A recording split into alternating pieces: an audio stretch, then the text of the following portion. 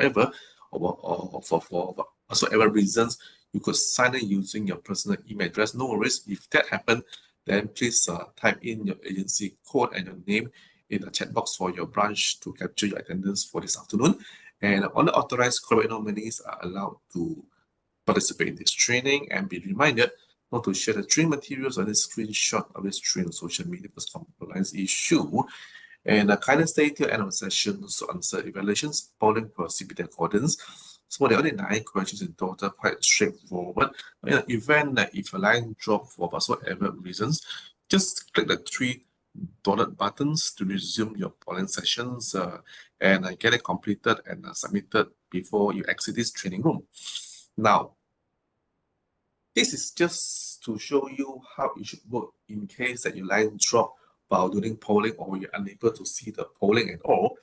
If you're using the handphone, what you need to do is actually to locate at the bottom of the right hand side. There are 3 dots button for you to click on it.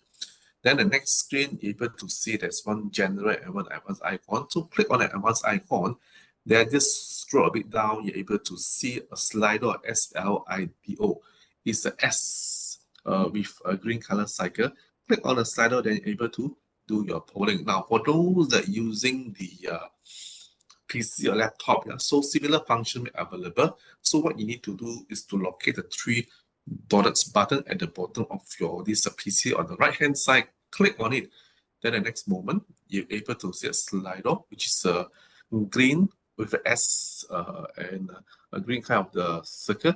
Click on the Slido, then able to do your polling. Now, the polling will look something like this when it appears on the questionnaires. There will be a question asked, there will be a scoring for you to take.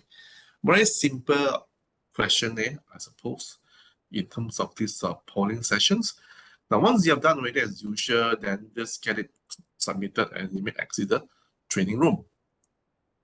Now, just want to introduce to you, our family management systems that is actually backed by popular demands.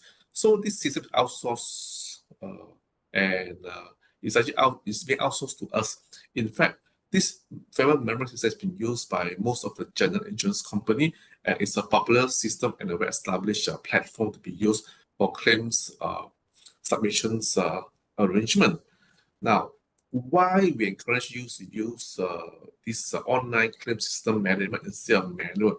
There are some reasons behind it. Now, first and foremost, I think it's very important because you can avoid hard copies being lost. Because once you have collected the relevant documents from customers, what you need to do very simple, just to scan it into the system, and it will be resided in the system permanently. So it won't be removed. So that's the best part of it, yeah.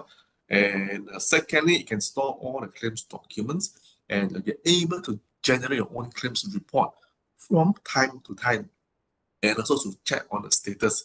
So I think that is the wonderful part that we should appreciate for this system.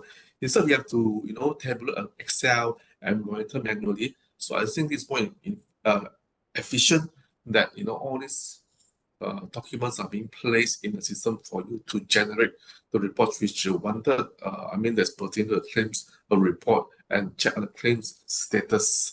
Now, not only that, in addition, so it also allowed the claims examiner to immediately apply adjuster if need be, or immediately to start with the claim processing.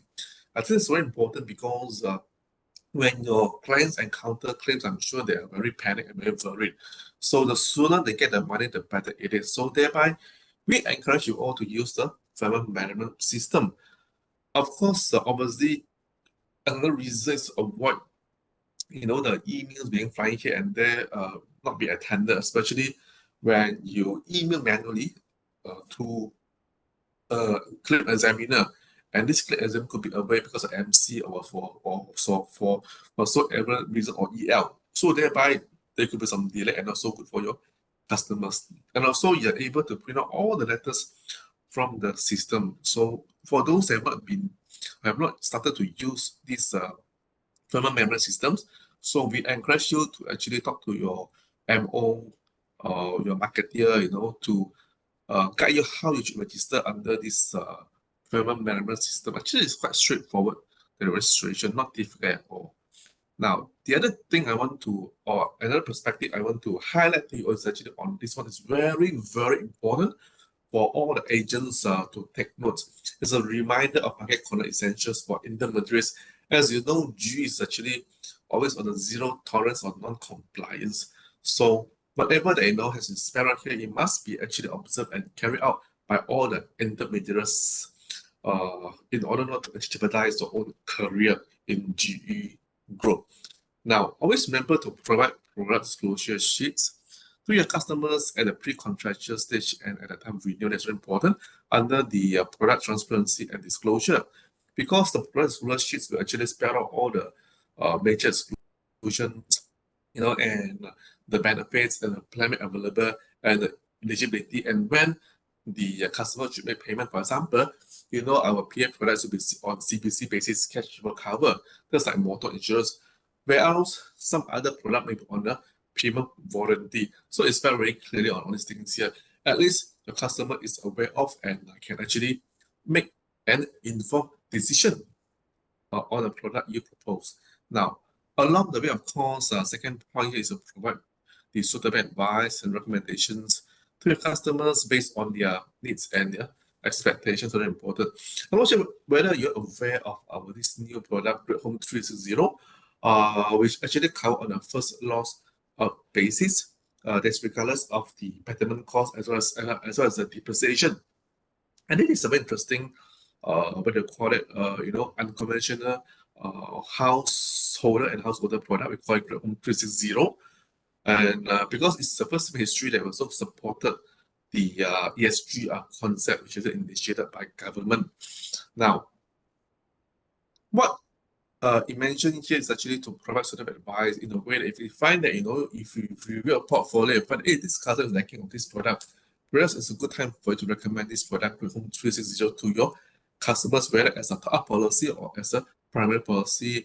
Why do I say primary policy? Especially when you have a full setup of a loan, a loan covered by the bank. So it's good to have your own, or encourage your own policy. Otherwise, if that happens, then your this property wouldn't get any compensation or financial compensation at all. All right. Of course, I will say that these are four plans available, and it will be customer expectation to see which one that they can actually meet their financial commitment. This is to treat customers fairly. Now, CBD is just a piece of paper. It doesn't say anything. But why bank insisted that all the assistant agents should have 20 CBD every year, so that you are equipped with necessary knowledge to avoid any mis-selling to your customers, especially any mis-selling could result the contract to be terminated. So thereby, we always encourage you to actually attend those training organized by Great Eastern General Insurance from time to time to upskill your knowledge. Moreover, GEGM, all the training products actually FOC. So why not, take the opportunity to equip yourself well with all the necessary knowledge so that you're able to promote the product rightfully and, concisely to your customers. So there's the reason why CBD is implemented all this time. And the other thing is very important, I want to highlight is actually on the PTPA. The concept of customer is very important. Now, if customer were to purchase, for example, our new product, Great Home 360, I'm sure that customer will give a consent to allow you to use this personal information to fill in application form, no doubts, all right? Now, should 3 months down the customer is purchase another product, let's say Great Majestic is a high submission PA, you need to get another consent from the same customers for him or her to release his personal information to be filled in the application form. So you cannot cut and paste the old information, the existing information in the old application form into the new one. No, you're not allowed to do so, because each concept only serves one purposes that separate. And the next thing is actually do not induce customers to purchase or renew insurance products by misrepresentation or the use of any sales brochure illustration authorized by GEGM and says, no, you can't do this here under MSA 2013. Now, once a while, you spend customer information, it's good because for mingling purposes, to build up the what is called that next level of the bonding. That is fine. Yeah, who knows? Maybe by the time you meet a customer for a policy for renewal, so you could have potential business to be tapped into as well. Maybe injured would bring the wife together, or children or friends, yeah, or business partner, yeah. So it's a good opportunity, but we cannot actually induce or to buy a very expensive a dinner or lunch because we wanted to induce customer to purchase a product which they do not wanted by them. It's under the prohibited acts of business ethic. Also, do not exert undue influence or threat customers to purchase insurance products or demanding for insurance premiums that's not imposed by general insurance competitors to know as well. Yeah, I mean, in a way that we cannot be helping customers day and night because we want to close a case, and that become very threatening and very annoying the customers now. Should this customer lodge a complaint to Bank Negara, and Bank Negara come to us, and and after the investigation and truly find out that this agent is actually was actually threatening the customers to purchase a product, then this agent could face disciplinary actions. All right, that's also under MSA 203 to treat customers fairly and to avoid all the unnecessary what you call that, or rather the prohibited business conduct. Now, so with this, I shall completed my briefing. So I shall pass it back to Justin. That's over to you. Thanks, Alex. Good afternoon, ladies and gentlemen. Welcome for the training. Let me put the slide. Very interesting, the points raised by Alex. About 2 weeks ago, I was training the internal auditors of one of the biggest companies. In fact, Itika, Itika. Yeah. So while talking to the internal auditors, they were mentioning to me that the moment customer complain to Bank Negara, immediately Bank Negara will impose a fine. And Itika is part of Maybank Group. So he was talking about the bank, Maybank. Maybank already got fined 100 over million by Bank Negara just because customer complain. Customer complain the ATM is not on, got problem with ATM, they complain, they kena fine. Customer complain this one not working properly, they fine. So Bank Negara is very, very strict. So we have to be very careful when we deal with customer, especially providing them correct information and covering them based on their needs rather than pressuring them. Customer are king nowadays. We are all the servant of the customer. Okay, let's start the session today. Thank you very much, Alex. Today's session, we are going to talk about comprehensive general liability and director and officer liability. This is the area that we're going to talk about. It's the area of liability. Okay. My style is that we will do the session about an hour plus, and then we will go for tea break, maybe 20 minutes or so, and we will come back and carry on the session until we finish. Second point is that if you have any question, I have to move the boxes. My slides are in a different box and your chat box is in a different box. Now I'm actually in the chat box. So yeah, I can see good afternoon, guys. Please interact with me so that I know that you are receiving the knowledge that I'm sharing. Either by reaction button, you can use the reaction button, no problem, or say okay, okay, okay. Can we test it out? Are we all okay? My voice okay? Slides can see everything okay, ready to go. Can see some response, reaction. Like that. Stephen Fong, okay. Okay. Ho Ki Chai, okay. Please, thank you very much, all of you all. And some can put reaction button at there. Okay, please do like that. After some time, I will come back to this area. Now I'm going to move back to my slides. After some time, I come back to this area. I will ask you the same question so that I don't want to have a situation where I'm talking and I don't know you're listening or not, or my voice is not going through, or the slide cannot be seen. Please be alert. The moment you find something is not right, just highlight. Doesn't matter if it's your end or it's my end, as long as we can check it out and make sure that it is okay. So that is the key point I want to talk about. So next thing is that yeah, during the discussion you can interrupt me and ask a question, or if you feel that you want to put it in the chat box, put, no problem. This session is for you to learn more so that you are competent and you can share this knowledge with all your customers. Yeah. The next point is that in insurance, most of the time we are talking about direct own damage and material damage. Your car is damaged, your house is damaged, you are injured, or is burglary happened to your stock stolen. So it is you are affected. You are having the financial loss. Then what we do is that insurance company, you means your customer lah. So insurance company will investigate and check everything is okay, and then will pay your customer. So the claims process is a direct process between you and the claims department.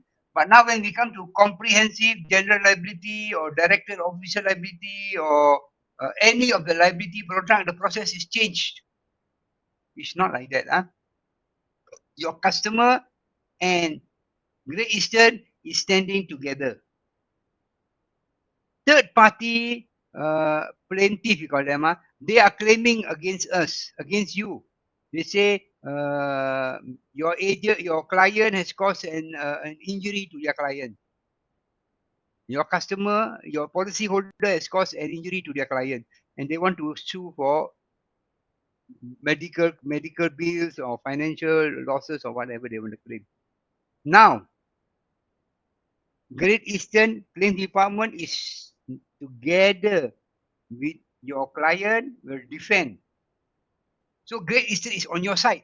All the liability product, Great Eastern is on your side. On your side means on your customer side, and will defend against the third party who is claiming.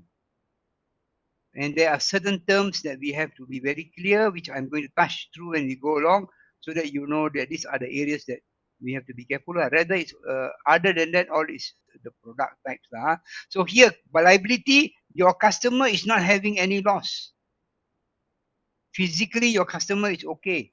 There's no damage to his property. His physically body also, there's no body injury. But the injury and the damage is to a third party. The third party is having a financial loss or damage or property damage or body injury. They want to recover from your customer, your policy holder. So under the law, we call it common law. Your policy holder has a duty of care.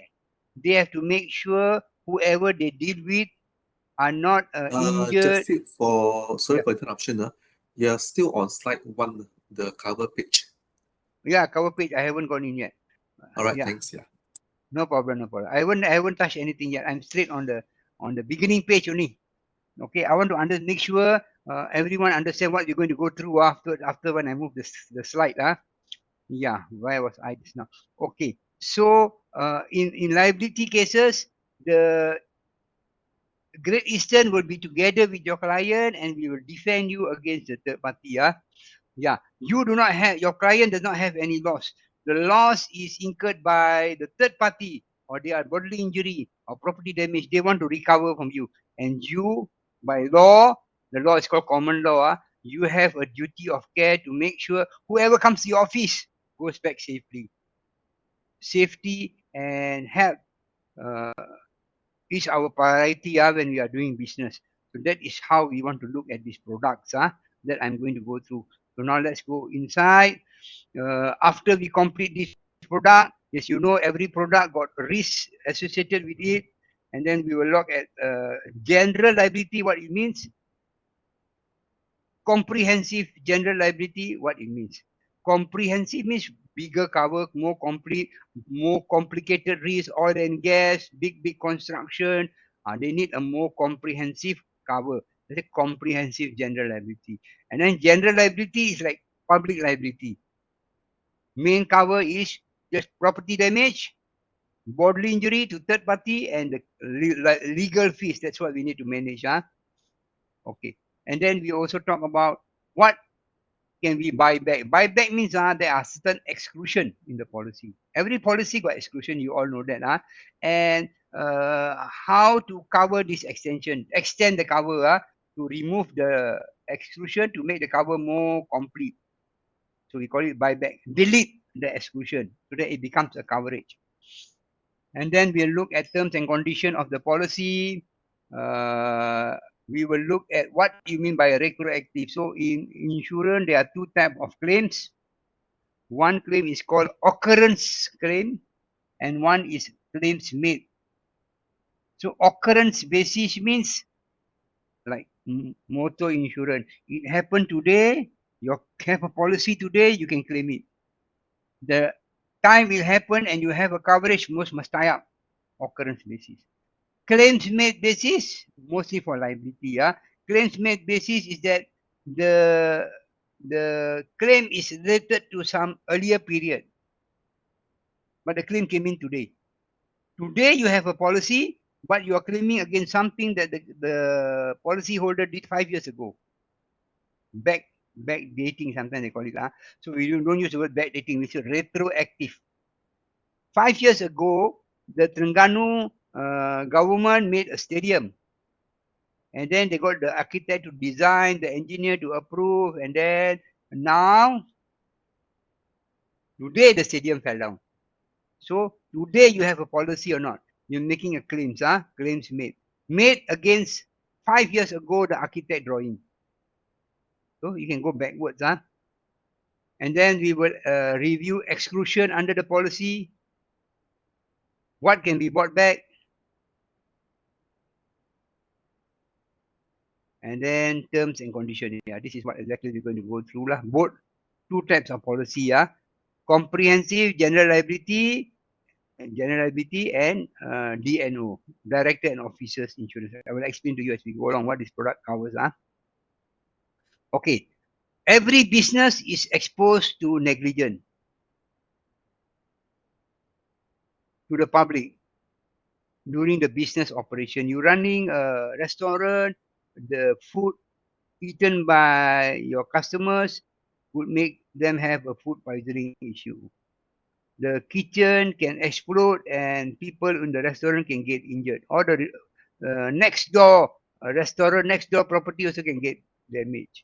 So every business is open to exposure, and every business owners must make sure they take care of the duty of care. Under the common law, they have a duty of care when they are dealing with anybody around them.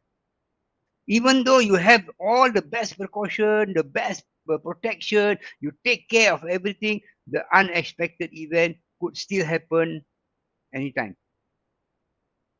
God knows when it happen. That's why it's called risk uncertainty.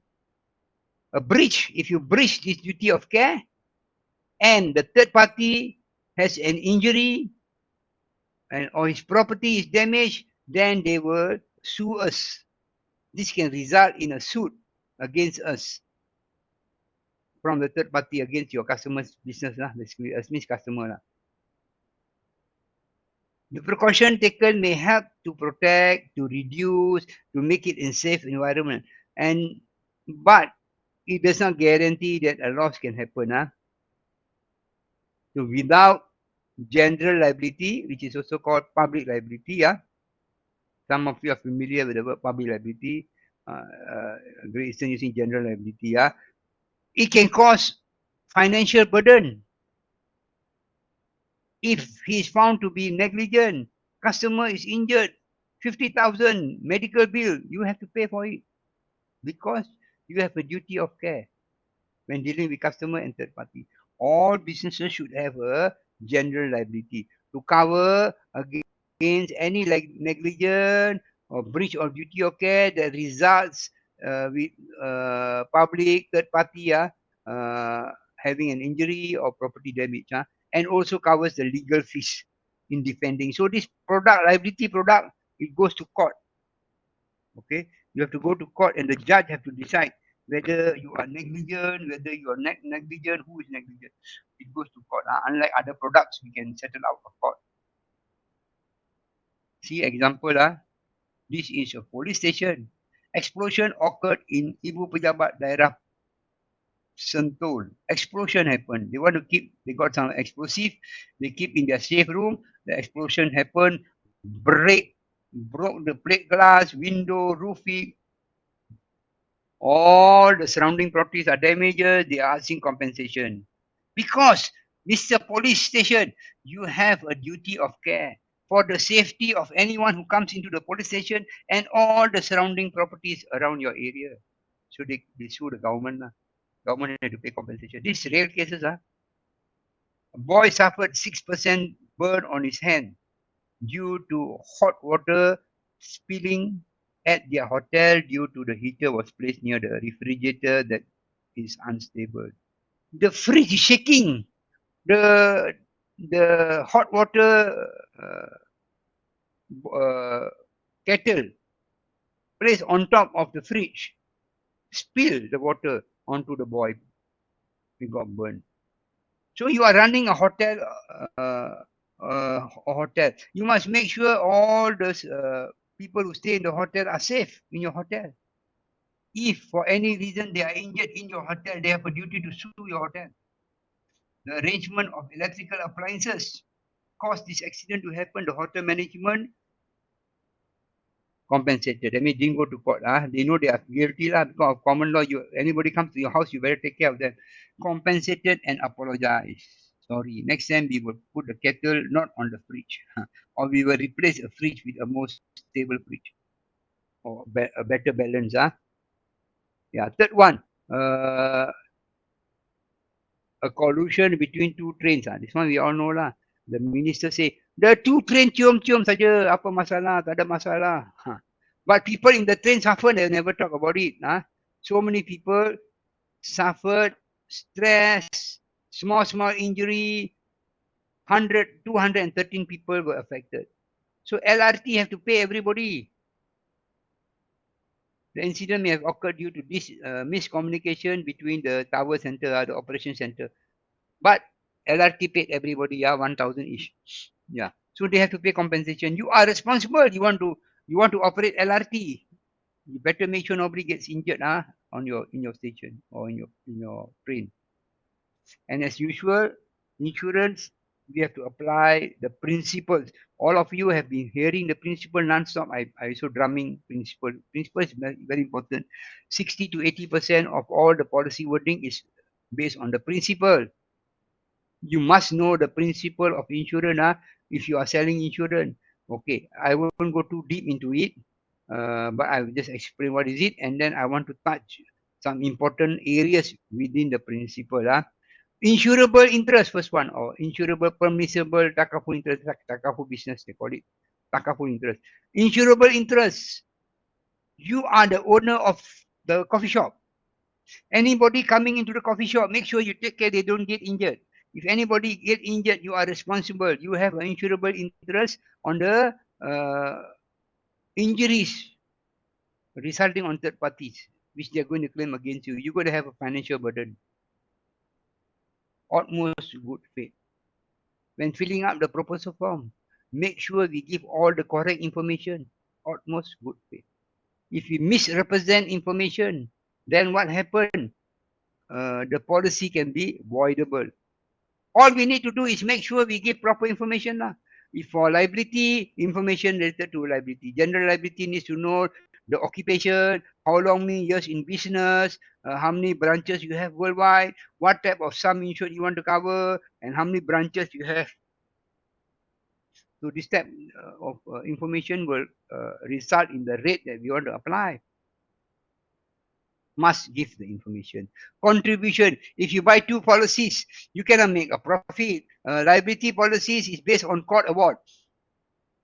A bit different also. There are few things different about liability product than other products. Other product, claim department review, loss adjuster review, get an amount, and then we can pay the claim. Or if life insurance, benefit based, whatever benefit you apply for, you get the benefit. For liability, you have to go to court. The court have to decide the amount. So your sum insured or your limit of indemnity, we call it, we don't call it sum insured in liability, we call it limit of indemnity, should be sufficient to cover the court award. If you have 2-3 policies, all policy must share the amount. Cannot make a profit from a loss. Approximate clause. Main cost, loss, not loss, cost. COST, cost. CAUSE, cost. mean approximate cost or proximate cost, CAUSE. What is the main cause of the loss? Why did the person got injured? Is it attributed to your operation, or is it he himself jumped into the fire? So certain type of events are exclusion. So we have to review the exclusion. I'll give you one good example, then we can move on. A restaurant.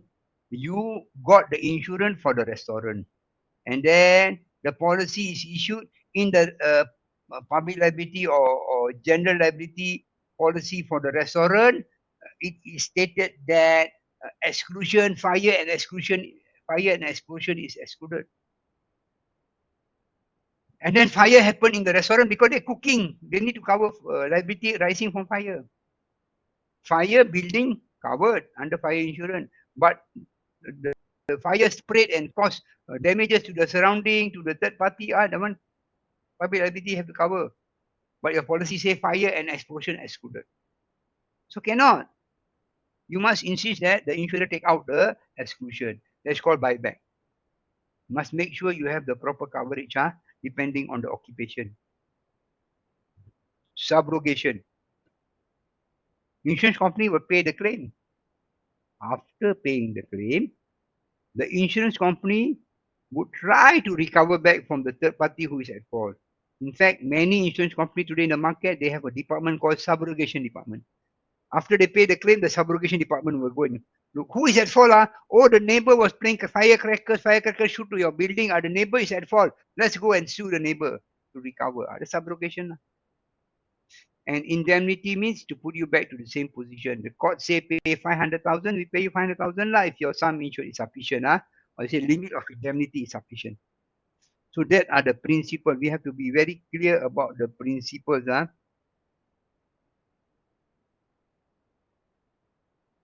Okay. I will now just touch on the orange part down here, orange or yellow, brown, whatever we call it. The first part here is talking about you must have a legal right, insurable interest, then we can pay you according to the law. That's okay, no problem. What is we want to understand is the example. A customer visit your office and fall in the toilet because the toilet tiles were shaky and uneven. You have to be rushed to the hospital, have to undergo surgery, and the total cost that he incurred was 50,000. Now he will go after you because your toilet that caused him to have the injury.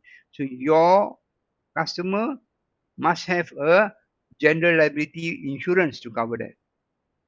You are repairing a customer's computer and accidentally spill coffee onto their computer and their computer is damaged. They want to sue you for the damages. You have to have a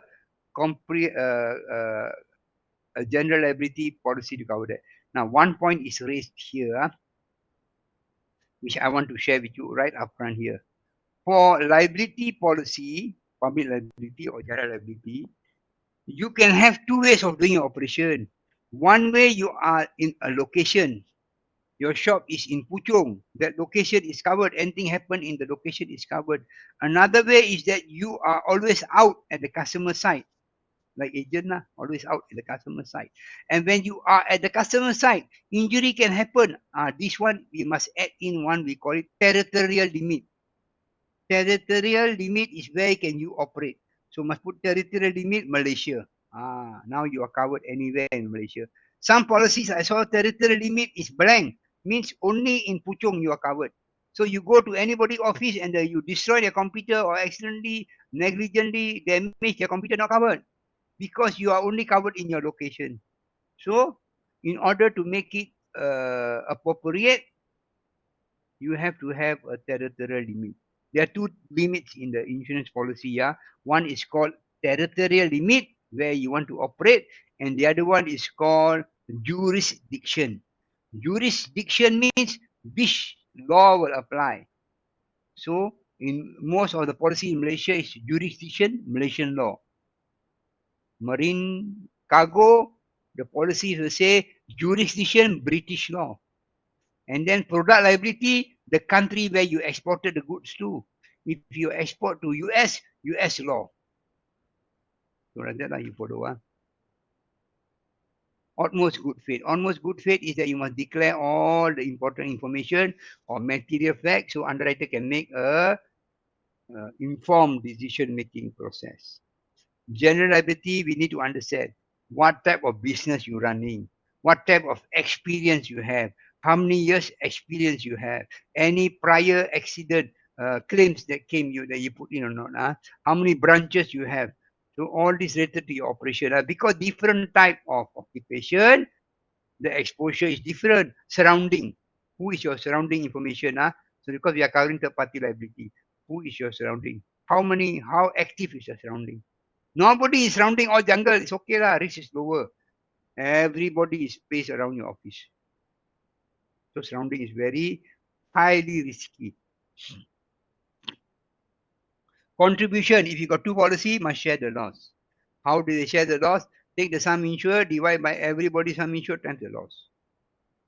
Just say you got one policy 10,000, another policy 30,000. So policy A 10,000 divide by 40,000. How I got 40,000? 30,000 plus 10,000. Okay, so 10,000 over 40,000 times the loss, 1/4 of the loss.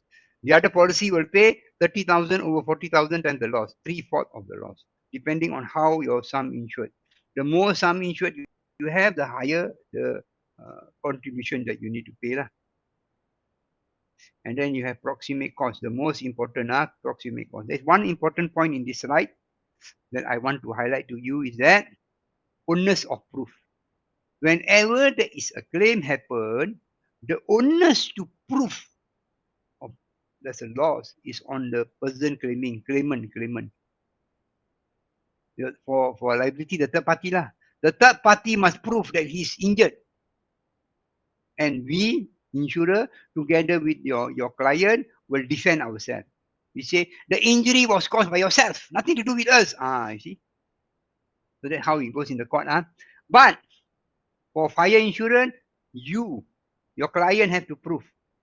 Because he's claiming against his own building got burned. He have to show photo, he have to show proof, fire brigade report, a police report, all documents, photograph. Onus of proof is, or burden of proof is with the client. Insurance company's job is to investigate. And after investigating, normally we through an adjuster, they confirm whether to pay the claim or not to pay the claim. Let's look at the yellow point below. Flooding at a project site and surrounding area due to your staff throwing rubbish into the river. That was the cause of the damage to third party. As long as flooding is not an exclusion, we have to pay the claim. Falling of a crane always happen. You go Bukit Bintang, the construction site, the crane fall down. You go here, another side, the crane fall down. Malaysia, very popular for crane falling down. Fall on people's head. They want to sue you, sue the contractor. So if you buy a contractor or risk, second part, section 2 already covered third party liability. If you buy a car insurance, second part already covered third party liability. If you buy a house owner insurance, one part of the house owner insurance cover third party liability already. Nowadays, if you buy personal accident, in the personal accident got personal liability already. And if you don't have any of this policy, you better buy a separate policy called general liability. Or if it's a complicated and complex operation, maybe you should buy a comprehensive general liability, depending on what requirement, what you want to be covered. Yeah. Then we go to subrogation. Subrogation is, we have decided to pay the claim, we will recover from the party who caused the damage. If there is a negligent party causing the loss to the project site, the insurer is entitled to recover the amount from the negligent party after they admit the liability. And then indemnity, if you have a general liability policy covering 1 million and the court say pay 500,000, indemnity means pay what the court asks you to pay to put you back to the same position. The court feels that 500,000 is the amount to put you back in the same position. If your sum insured is 500,000 and the court say pay 1 million, problem. We will only pay 500,000. The balance 500,000 you have to pay yourself. So your sum insured, we don't use the word sum insured, use the word limit of indemnity. limit of indemnity should be large enough to cover your operation, your exposure to the third parties. Last time people say 100,000 is sufficient, but not really. You need at least 500 to 1 million. The premium difference is not much different because the premium rate itself is based on the occupation, the experience, the surrounding, the branches that you wear. These are the main criteria. Not so much on the sum. Because at the end, the sum is not in your hands. The sum at the beginning of the policy, you do not know your exposure. The sum is decided by the court. That's why called limit of indemnity. Take high enough. Only liability policies, you very hard to judge the limit at the beginning because there's no proper way to judge. It's only looking at the maximum exposure around you. And then insurance is regulated and supervised by Bank Negara. Bank Negara make sure the policy holders are protected. The insurance company got sufficient money, solvency to pay claims. And then Bank Negara get their power from the Central Bank Act, from the Financial Services Act, all this give Bank Negara power. So we all have to follow Bank Negara. And I said earlier when I started, I said nowadays Bank Negara a bit strict. They fine. Every small complaint by customer, they will fine the insurance company. So better make sure we don't breach anything. Yeah. And then we have FSA Act, cover all the insurance companies. We have official ombudsman of financial services. If there is a dispute, customer not happy with the claim, can get a third party to assist. It's called ombudsman of financial services. Last time FMB, Financial Mediation Bureau. Or you can use arbitration process, which is involve lawyers lah. And then you got PDIM, Perbadanan Insurance Deposit, which not Bank Negara. They are separate from Bank Negara. Bank Negara take care of insurance company. PIDM take care of the customer. If you buy policies from an insurance company, they protect you up to 500,000 per policy. So that in case the insurance company collapse, but no insurance company will collapse. This is in case insurance company collapse. Not you want to claim, make a claim and then the insurance company don't pay you the claim, you go to PIDM, you cannot. This PIDM is only activated when the insurance company collapse. Not solvent anymore. And that is very, almost impossible to happen because there is a formula set by Bank Negara. We call it capital adequacy ratio formula, which is 130%. Every insurance company must have asset over the liability of more than 130%. More than 30% more asset funds to cover their liability. But when I review all the insurance company, most of them are having 200 to 300%, which means insurance company can pay the same claims 3 times also they cannot go bankrupt. Same claim pay 3 times, cannot go bankrupt because they are very, very solvent. No issue. It's just in case anyone becomes insolvent, then PIDM is there. So it's very tight and very nicely legislated in Malaysia.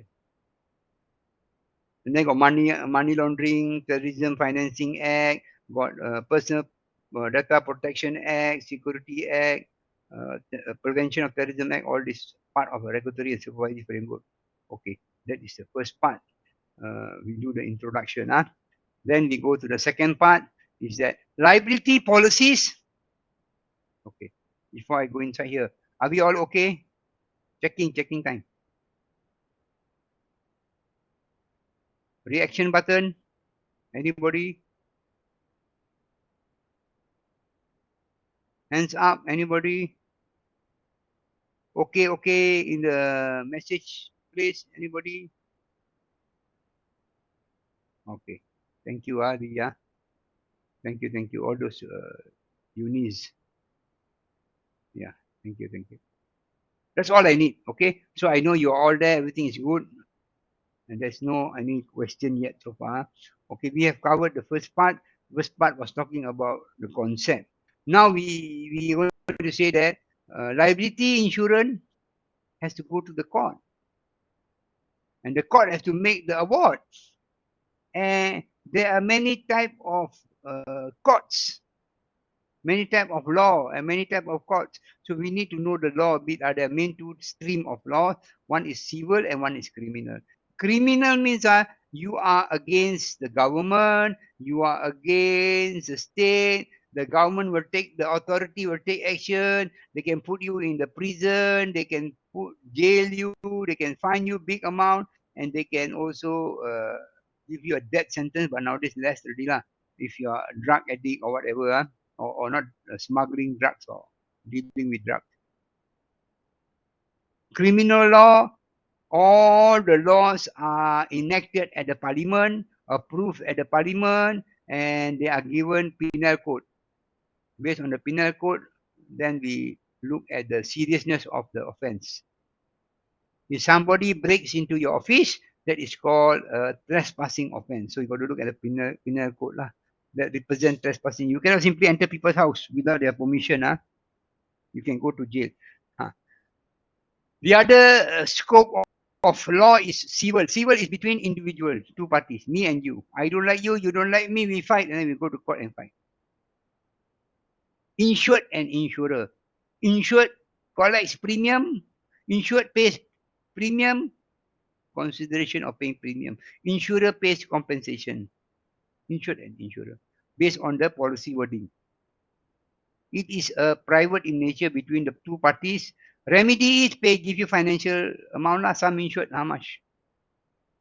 Claims under liability policy, go to court, court decide how much to pay, and we pay lah. That's a civil lah. Everything between two parties is civil, between the insured and insurer. Nobody else is involved. Yeah. So the case can be a civil, can be a criminal, but we in insurance, we are handling civil lah. When go to court, where is the reference coming from? Depending on the type of case you are taking. If it is at a very high level, we look at the constitution. Malaysia got one constitution, Malaysian constitution, allowing freedom of speech, allowing freedom of religion practices, a lot of freedom to the citizens. And then if you feel that people don't allow you to practice your religion, you go to court, they will refer to the constitution to back you up. So that is the constitution. And then we have many other laws, Financial Services Act, you breach, Money Laundering Act, you breach, Personal Data Protection Act, you breach, Competition Act, you breach. Many laws are enacted with the penal codes. So laws are made by the parliament, also named as statutes. It goes through a legislation process through the parliament. And once it is already approved, it will be given a penal code. That is a reference lah. Okay. But many cases already happened. Last week, there was one case in the court whereby the lady was suppressed and people didn't allow her to practice her religion. So she went to court. And the court say under the federal constitution, she has the right to practice her own religion. And then now this week, you are going to court and saying that people don't allow you to practice your religion. So very easy the court to make decision, because last week they make a decision already. That is called precedent. Whenever there is a case similar to your case, the lawyer's work is very easy. They just go and present all the previous cases that are related to your case. So the judge can make an easy and fast decision. Based on this person versus this person, this is the outcome. Similar to my case, is the same issue. That's all they're going to do. So that is called precedent. Previous decision of the courts may be followed by judges in the latest cases. Decision of the higher court will be binding to the lower court. So many case precedents, I call it. And then judicial precedent is different.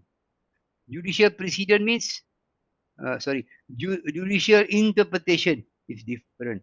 Judicial interpretation means that not same, but got similarity.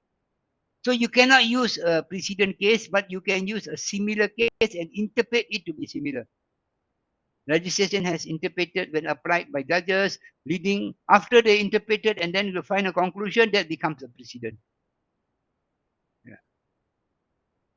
Then custom, accepted as a legal requirement or obligatory rules of conduct is under the federal constitution. Practice and beliefs that are so vital and intrinsic behavior that can be objectively verified. So custom, you have the custom, nobody can stop you from practicing your customs. Then you got book of authority. Tommy Thompson wrote a book. In the book, he used Najib. And then he gave a lot of examples, case study. So books written by the retired authority, senior judges, senior lawyers, can be used as a reference when presenting your case. Tommy Thomas said in his book, the page 45, that this is wrong. Reference book. Holy scripture, use your religion, reference religion teaching, Bible scripture. So there are many sources that help you when you go to court to support your case. And then common references in Malaysia, we either use statutory law, that is a penal code. Statutory law is a set of law governing the conduct of public given in any countries by their respective parliament. They are reapproved. They got penal code. They got act of parliaments called Civil Law Act, Evidence Act. If you want to produce any evidence in the court, you must follow the procedure under Evidence Act. Consumer Protection Act, a Defamation Act, if there's any slander or libel cases. Limitation Act, anything you want to take to court, maximum 6 years. Cannot be more than 6 years old. Financial Services Act for anything to do insurance. And then judgment. When dealing with a case, justice includes, as far as possible, to make sure that everybody is on equal footing. How much money was involved?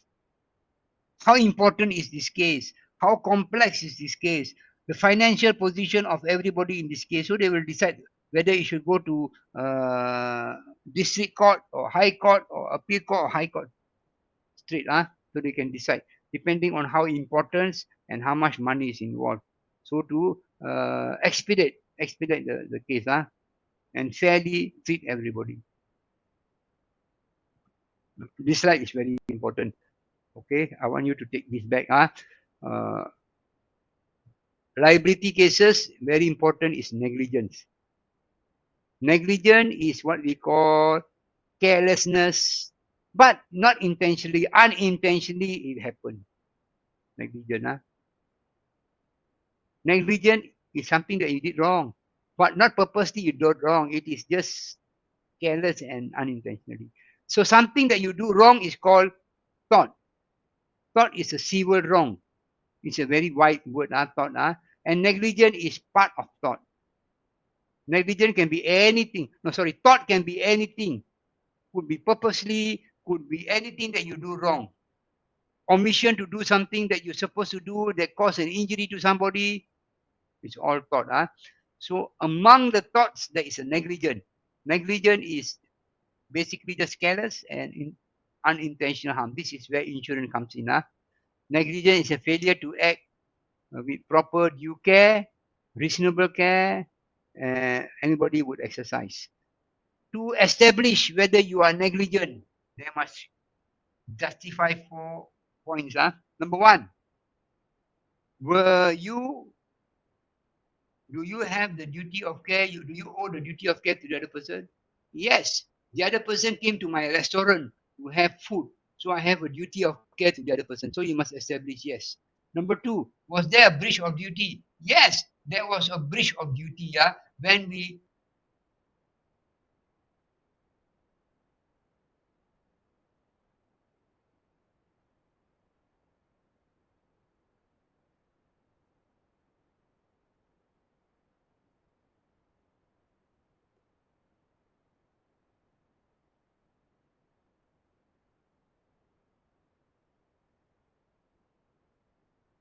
Sorry for a short interruption. There's some delicate issue being faced by Bertrand Justice. Please allow him to have a few seconds to pick it up. Thank you very much.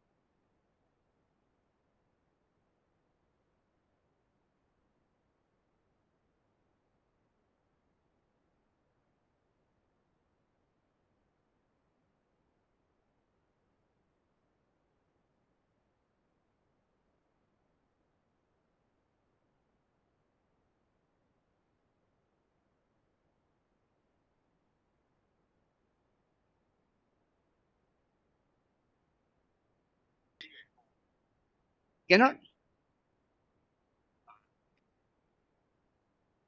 How long was it? Oh, thanks for calling. Thanks for calling. Is my slide there? My slide is there. Okay. I share it again. Thanks, Alex.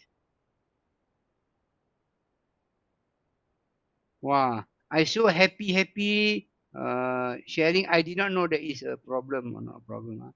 So guys, yeah. Thanks, Alex, for highlighting. Sometimes it happens, but I cannot see. Just said yes until just now on the negligence portion or section. Yeah.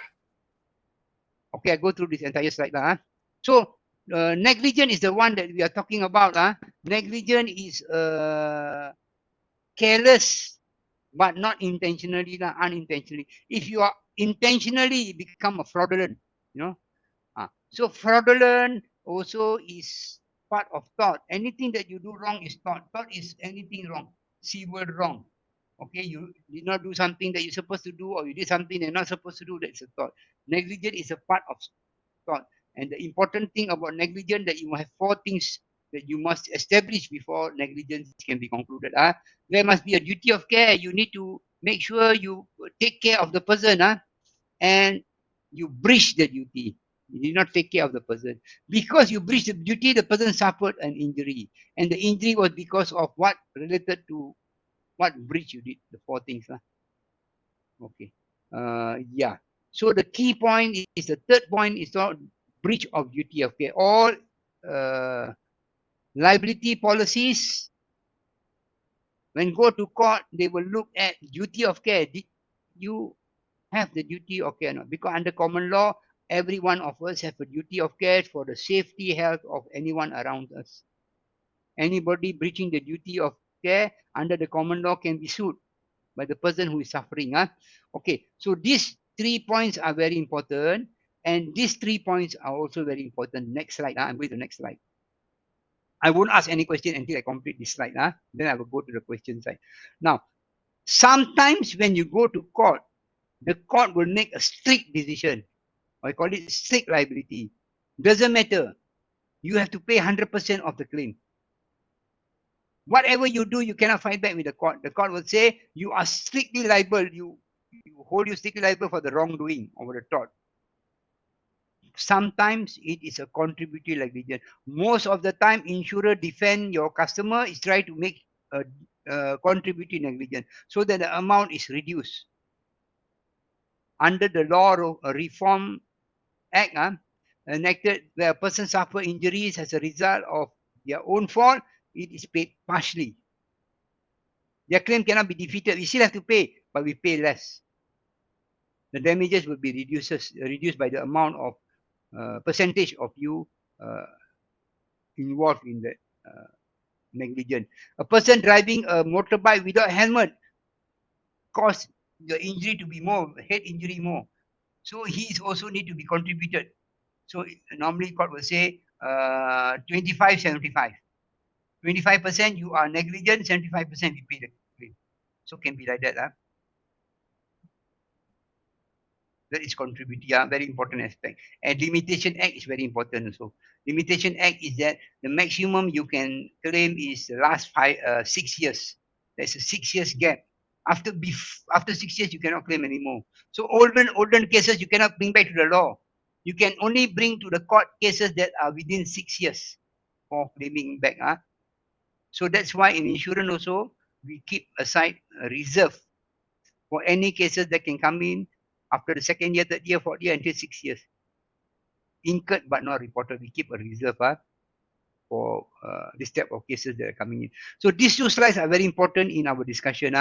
Was it a civil wrong? Was it a negligent? Did you breach the duty of care? All three are very important. And then, can I share the loss contributory, or is it strictly I must pay 100%? Or how old is this case? Later you see claims made and occurrence basis can go backwards up to 6 years. Any claim. Terengganu Stadium was made 6 years ago. Today the stadium fall down. But when we do the investigation, it's related to the time when they build, the architect gave a wrong drawing. Within 6 years, we can claim Limitation Act. That's good backdating. Okay, so that was the first part. Let's go on to more. We'll stop about 3:30 only. We'll stop.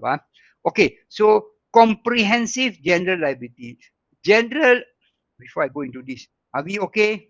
Ladies and gentlemen, slides okay, voice okay, any issue on your side, any question you want to ask, otherwise reaction button please. Okay, that's it. All right, so normal in the market we call it public liability. Some company use the word general liability. General means operational. There are 4 types of main policy. Can be a general liability or operational liability or public liability when you run a business. Could be a decision making, what you're going to do after this. Wrong decision, the director officer liability. Could be wrong advice, professional indemnity. Could be product related product liability. So there are many types of liability: employee liability, workman compensation liability, so many other liabilities. So on top of the general liability, we put in comprehensive general liability. This is normally sold in the US. The US market is very aggressive in this comprehensive general liability. They take the general liability, they add on other value proposition to make it a comprehensive product. Broader protection against liability cost of business. General liability only covered 3 areas. Okay, bodily injury to third party, property damage to third party, and the legal costs. 3 areas related to the claim. Comprehensive general liability will cover broader. It is designed to cover a wide area of potential risks and also complicated operations where you are doing products and then you are also running the businesses at the same time. You might require a comprehensive general liability which also cover product liability. If you are doing advertisement to promote your product, you might also want to include advertising liability. Wrongly advertise or exposure on advertising side. If you are a lot of competitors in the market, you want to include defamation liability to protect yourself against people claiming against you because of defamation of the material that you advertise. So there are many coverage that you can extend. For example, Section 1, bodily injury and property damage liability. Same like general liability or public liability. Cover bodily injury and property damage. Third party, including legal costs. If someone got injured because of your operation. Customer slips and fall in your stall. CGL will pay for it, medical expenses. Property damage, for some employees accidentally damage your property while performing a service, like the computer, just now we're talking about the office bill, you will pay for it. Personal and advertising injury. That means your personal injury also cover.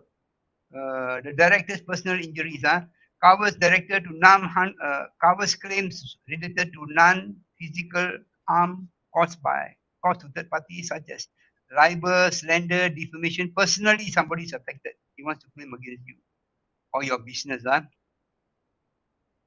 because your business, they say, destroyed the reputation through your statements. So they want to sue you because of your statements. We will cover the legal cost and damage to protect you. Advertising injury. Advertising injury, protect the claims against rising for advertising practices such as copyright infringement, misappropriate of advertising ideas, statement, defamation through materials are not clear.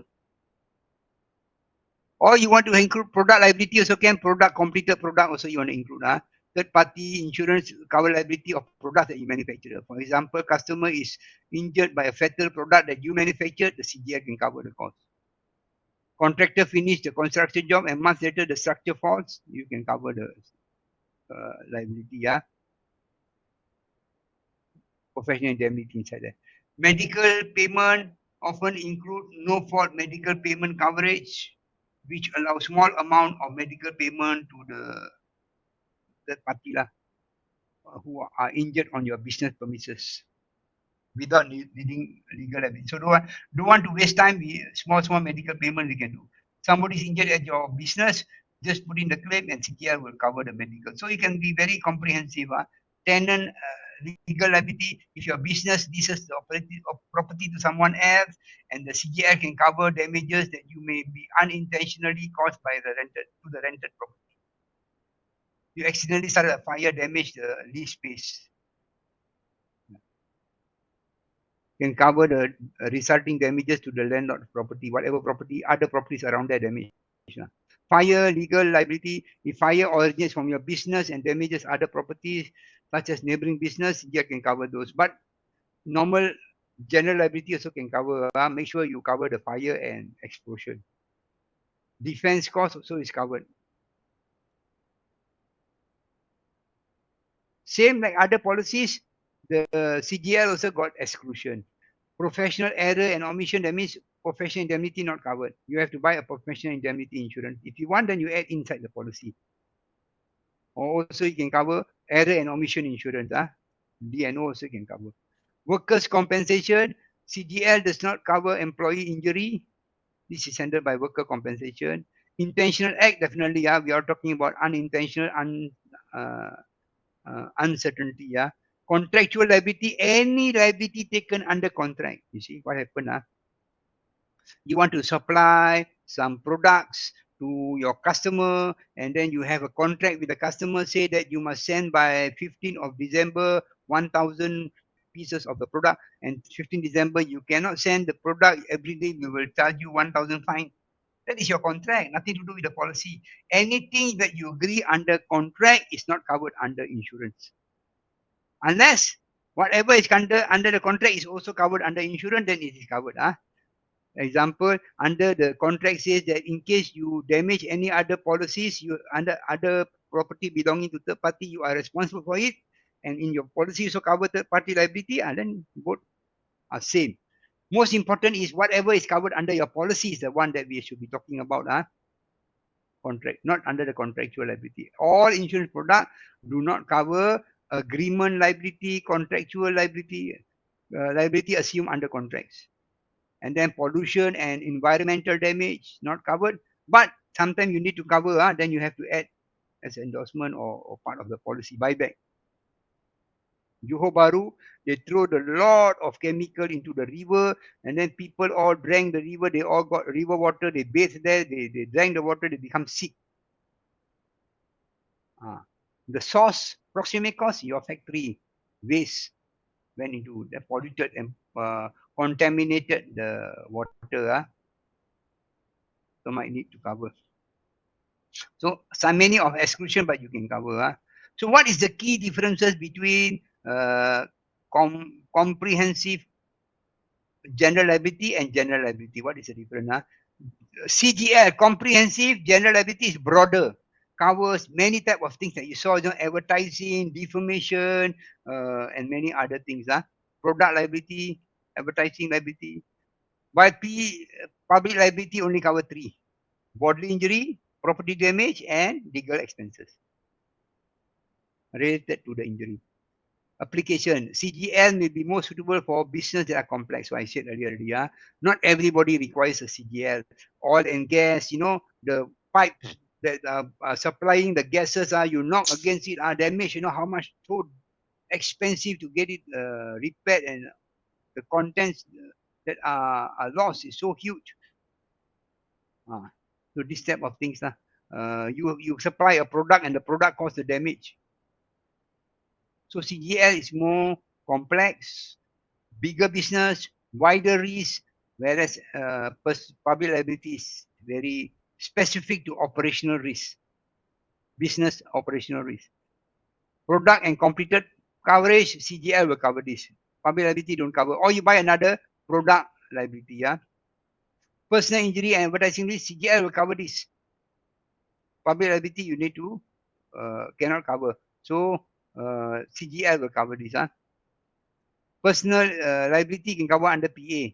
Advertising liability, you can draft out a policy for them. So all extra policy. In summary, CGL is more comprehensive and suited for businesses that are more complex, broader protection, industrial, oil and gas, this area. And public liability is more for our SME, small type of businesses, straightforward operational related third party risk that we want to cover. Yeah. Then we move on to public liability. Let's do this a bit until about 3:30, then we will stop. I'm looking at the time. Okay. I won't ask you any question yet. Everything is in order. Let me do a bit more. So any businesses that is running out there could be a retail outlet, could be your agency office, could be a service office. As long as you are having a business, you should have a comprehensive general liability insurance. Any business owner should consider general liability insurance if members of the public are coming to visit you, or you are going to their premises to do some services. Both ways you need to cover it, and if you are going out, make sure you have the territorial limit.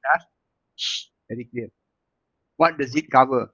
If will cover you if somebody is injured, bodily injured, death because sustained at your operational. You are bounded by the duty of care under the common law to provide safety environment for whoever you are engaging with. It also cover you for third party property damage and legal fees. 3 areas. This insurance only covering third party, does not cover you, your injury by PA or life insurance or medical insurance. Your family, your employee, all these are not covered. Third party means outsider, no relations with you. Number two, third party can be your clients. They come to do business with you, but they're not your employee. You should always ensure that your insurer knows the type of business that your client is having. So important thing is what type of business they are running, how many years of business they are involved, any claims before, what type of industry they are, where branches they have, how big is their operation. That's it. That's good enough already. We should always inform them if circumstances change of business, change of type of operation, and then we will do endorsement. So the policy covers accidental bodily injury, not being member of your household or your service. Personal damage to the property not belonging to or in your custody or good held in trust. Any legal expenses incurred in defending you provided with the company's written consent. So you need the consent. Do not admit liability, do not promise claim, do not promise this, promise that, settle it without the consent of the insurer. That is one of the requirements in the condition of the policy. So limit of liability is sum insured. In liability policies, we don't use the word sum insured. We use the word limit of liability.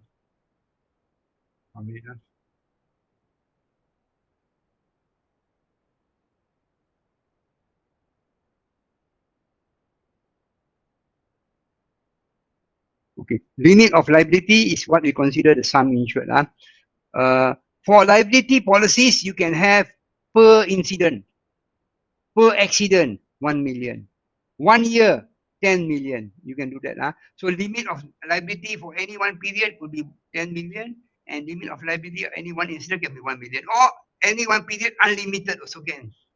But every case cannot go more than 1 million. So like that also you can arrange your policy based on any incident or based on any one period. The indemnity guaranteed by any one accident is a fixed amount determined by the insured, what he thinks that he require, according to his exposure and circumstances of his operation. The indemnity period for one period or 1 year could be unlimited. There's no issue with that. What are the things not covered under liability? I mentioned just now. Liability under contract is not covered. a contractual liability. You have a contract, you fulfill your contract lah, nothing to do with insurance. Insurance will follow strictly the policy wording between the insured and insurer. If in your policy says that you are liable, we will pay for it, regardless whether in the contract got or don't have. Employees of the insured. We are not covering employees. We are covering third party, not the related party and your clients. Loss or damage of property belonging to the insured. Your property, we are not covering. We are covering third party property damage. We are not covering any goods held in or charged or in control or good in trust. No. These are third party properties that you don't have control, but because of your negligence, the third party property is damaged. The house next door is damaged. Many things can happen. The crane fall down on the property next door. Explosion of boilers normally not covered because boilers insurance also got third party insurance already.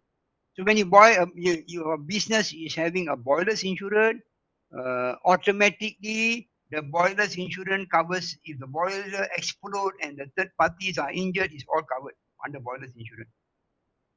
Any vibration, weakening of support, you better go to the professional indemnity insurance. That is the most specific insurance to cover this. The architect drawing or various areas. Or construction. If it's just construction job not done properly, then the CR policy. The contractor, go after the contractor. These are all exclusion. Doesn't mean that our policy don't play, you cannot claim. You can claim from other responsible party, like this vibration and weakening of support could be the contractor. You go after the contractor. Okay, if the boiler, then you see the fellow who is managing the boiler. These are things you can go more specific. Or the boiler, buy a boiler's insurance, got third party cover here already. More specific product for you to buy.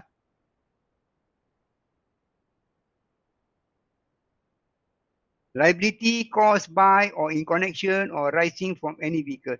Motor insurance already cover liability for usage of the vehicle on the road, third party liability. Now here got the word loading and unloading. If you are covering loading and unloading, you carrying the property and you putting onto the lorry, loading onto the lorry or unloading onto the lorry and the property is damaged, that is good in transit policy, not this policy. Inland transit or marine cargo insurance, that will cover this loading and unloading. Here we are saying that if you are carrying the goods onto the lorry, the goods fall down and third party property is damaged. This is what we are covering. We are covering third party liability. Liability arising when the goods fall down during loading and unloading process. Different. So if your customer is a warehouse, your customer is a transportation company, please look into taking this out. You cannot have this as an exclusion because transportation got a lot of loading, unloading, loading, unloading. Not the damage of the property, damage to other people and injuring other people can happen. So you cannot have such exclusion. You say buyback. So liability policies or general liability policies, you need a lot of buyback if ever required. Lifts. Your building got lift. Escalator. I saw the video. The person go up the escalator, fall down, the hair stuck in the escalator, the shoe stuck in the escalator, got injury.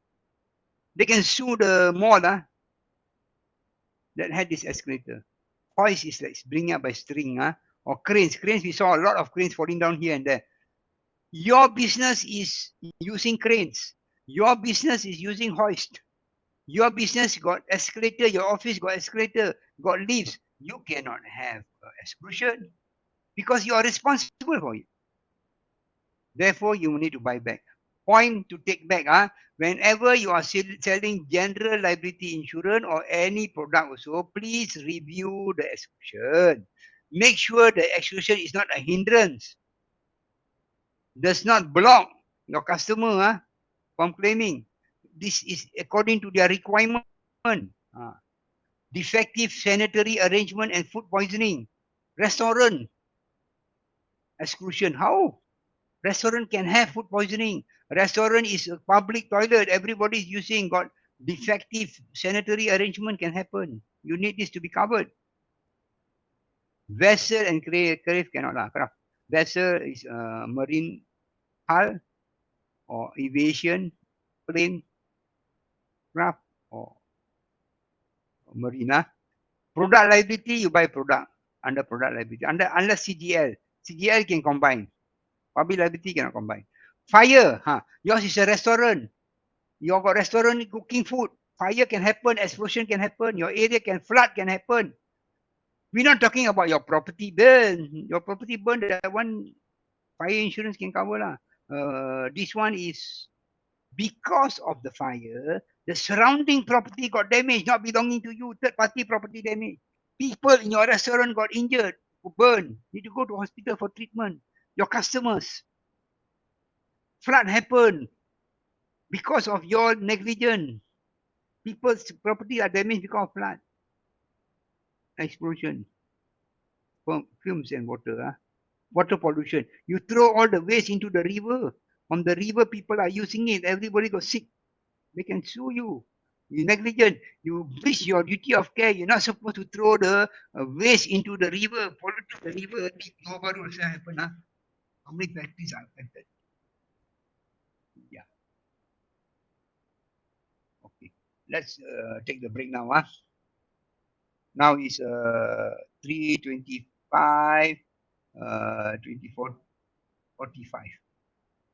25, 45. Okay.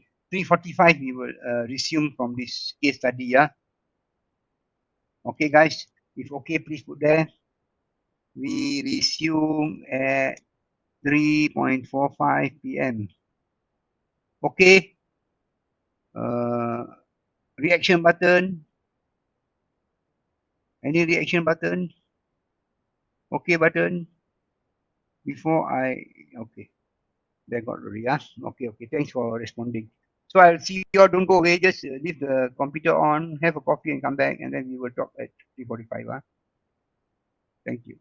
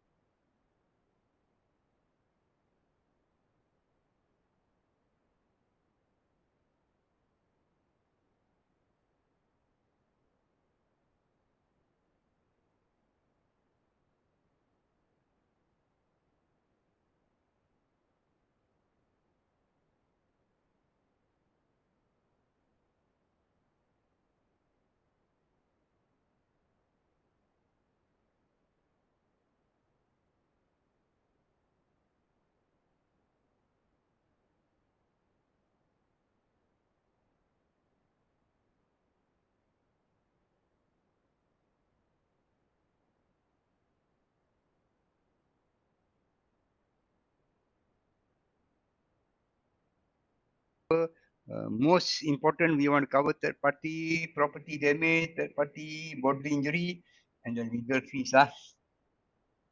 And then there are some exclusion. Please check. When you get the policy, please check the exclusion does not hinder your customer. Like a restaurant having a fire and explosion, exclusion cannot. Or a businesses that got escalator and then you exclude escalator. Or loading, unloading, depending lah. If it's a transportation and a warehouse, you need to have it covered.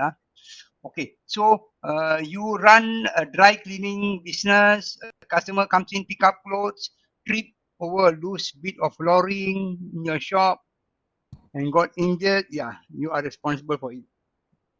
You have breached your duty of care. You're supposed to make sure the tiles in the building in your premises is safe for people to walk onto.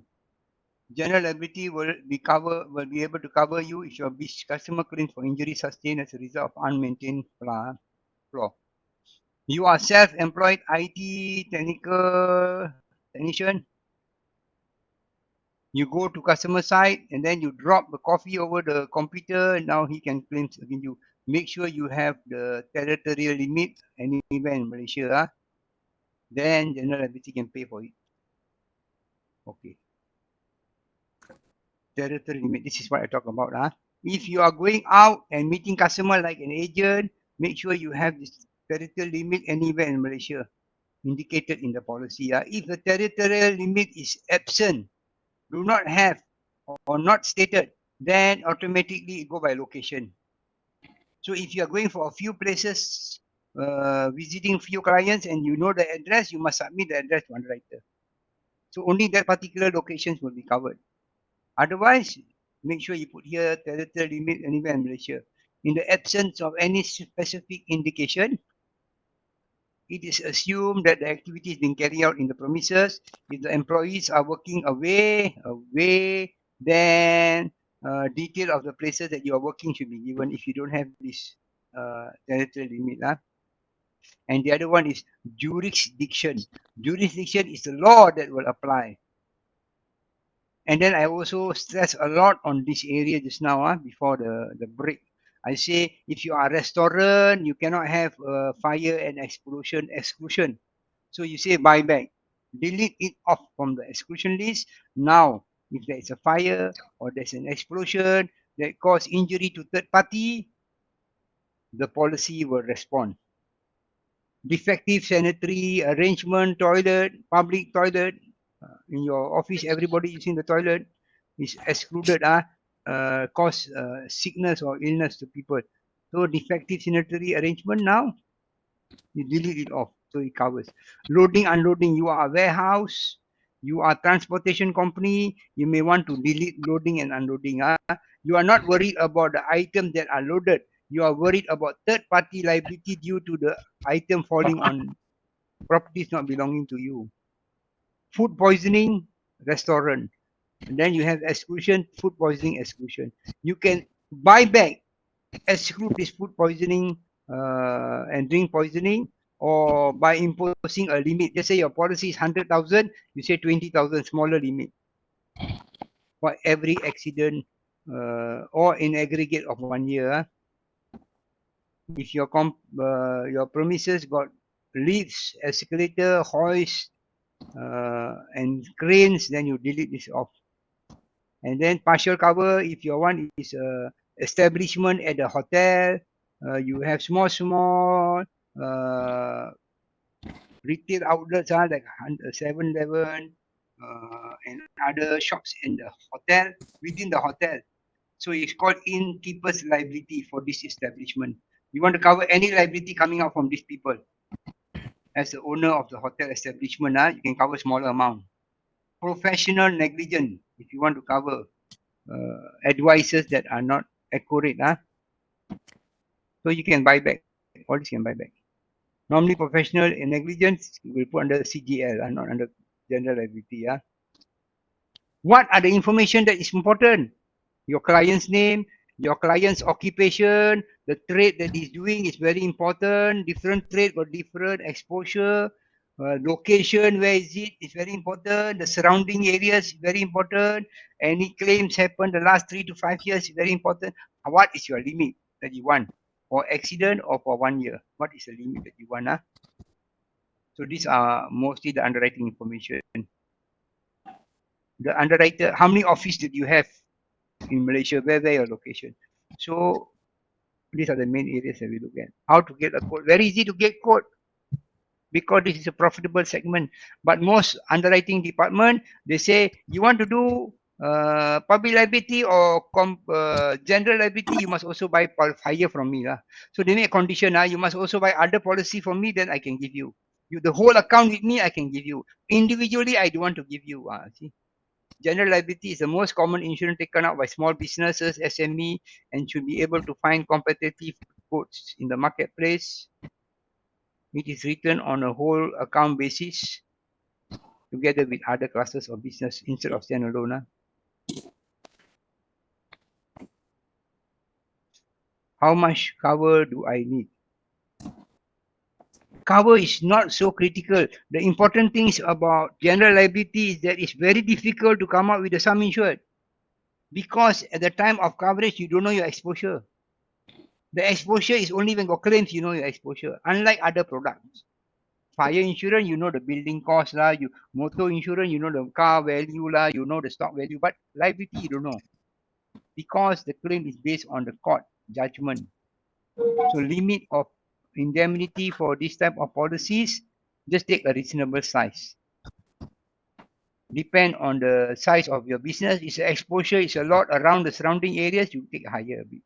Otherwise, 100,000 not enough. 500,000 to 1 million. In today's money value lah. Money already inflated. This may sound a lot, but one certain claim can clear this amount. See, the last sentence is very important. Despite the seemingly large amount of cover, the premium are low. Premium are very low, so you can buy a higher amount. Once you receive a notification of a claim, possible claim from a third party, notify insurance company.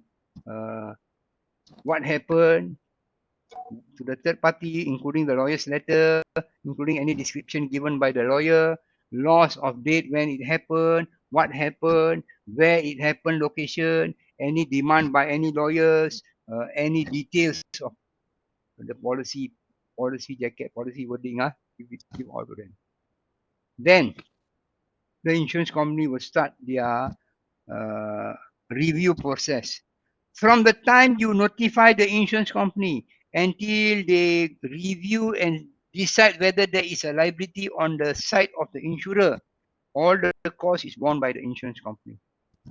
The moment the loss adjuster and the insurance company review, the lawyer say, no, this is an exclusion. You better go and get your own lawyer to do it. From there onwards, you have to get your own defense. You have to get your own lawyer to defend you. But before that, the entire process, we will defend you.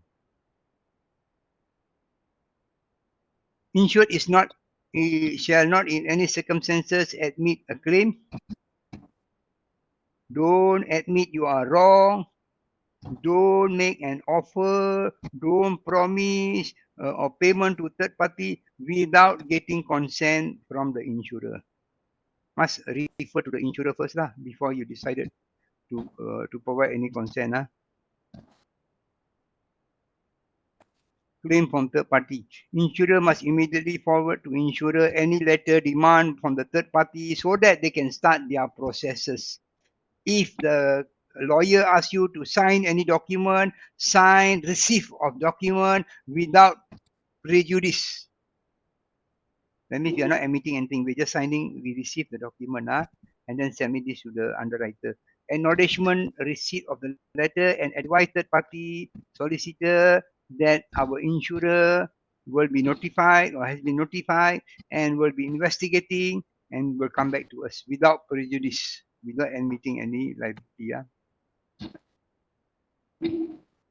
If legal action is brought against the insured, Insurer will appoint a solicitor. Okay. So the moment there is a legal action taken on our insured, the insurer will support the insured and defend the case.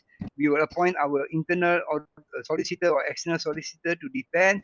All this period pending determination of the liability is covered under the policy. If investigation disclose that there is no liability, then you take over back your case on your own. Then you have to defend yourself. In any circumstances, insured shall not admit liability or enter into any negotiation with third party or their solicitor without insurer's written consent. Cannot admit liability. This is over and over again, because in the policy condition is stated that you should not admit any liability without the consent of the insurer. Yeah. See what happened? Flood happened. Somebody's mic is on.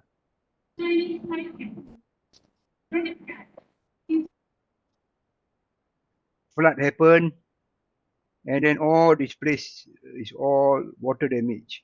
The flood happened because the neighbor here was using a crane, and then he moved certain thing, and the water flow from there into this area. Now all this flood is it covered under policy? It's your flood. Your policy say flood exclusion. All these damages is due to this operator. His policy will have to respond to it. This crane operator here, crane falling down everywhere. Major problem in Malaysia. You go Bukit Bintang, the crane fall down. You go here, crane fall down. Lot of construction job, the crane fall down. Very dangerous. You got to be responsible for it.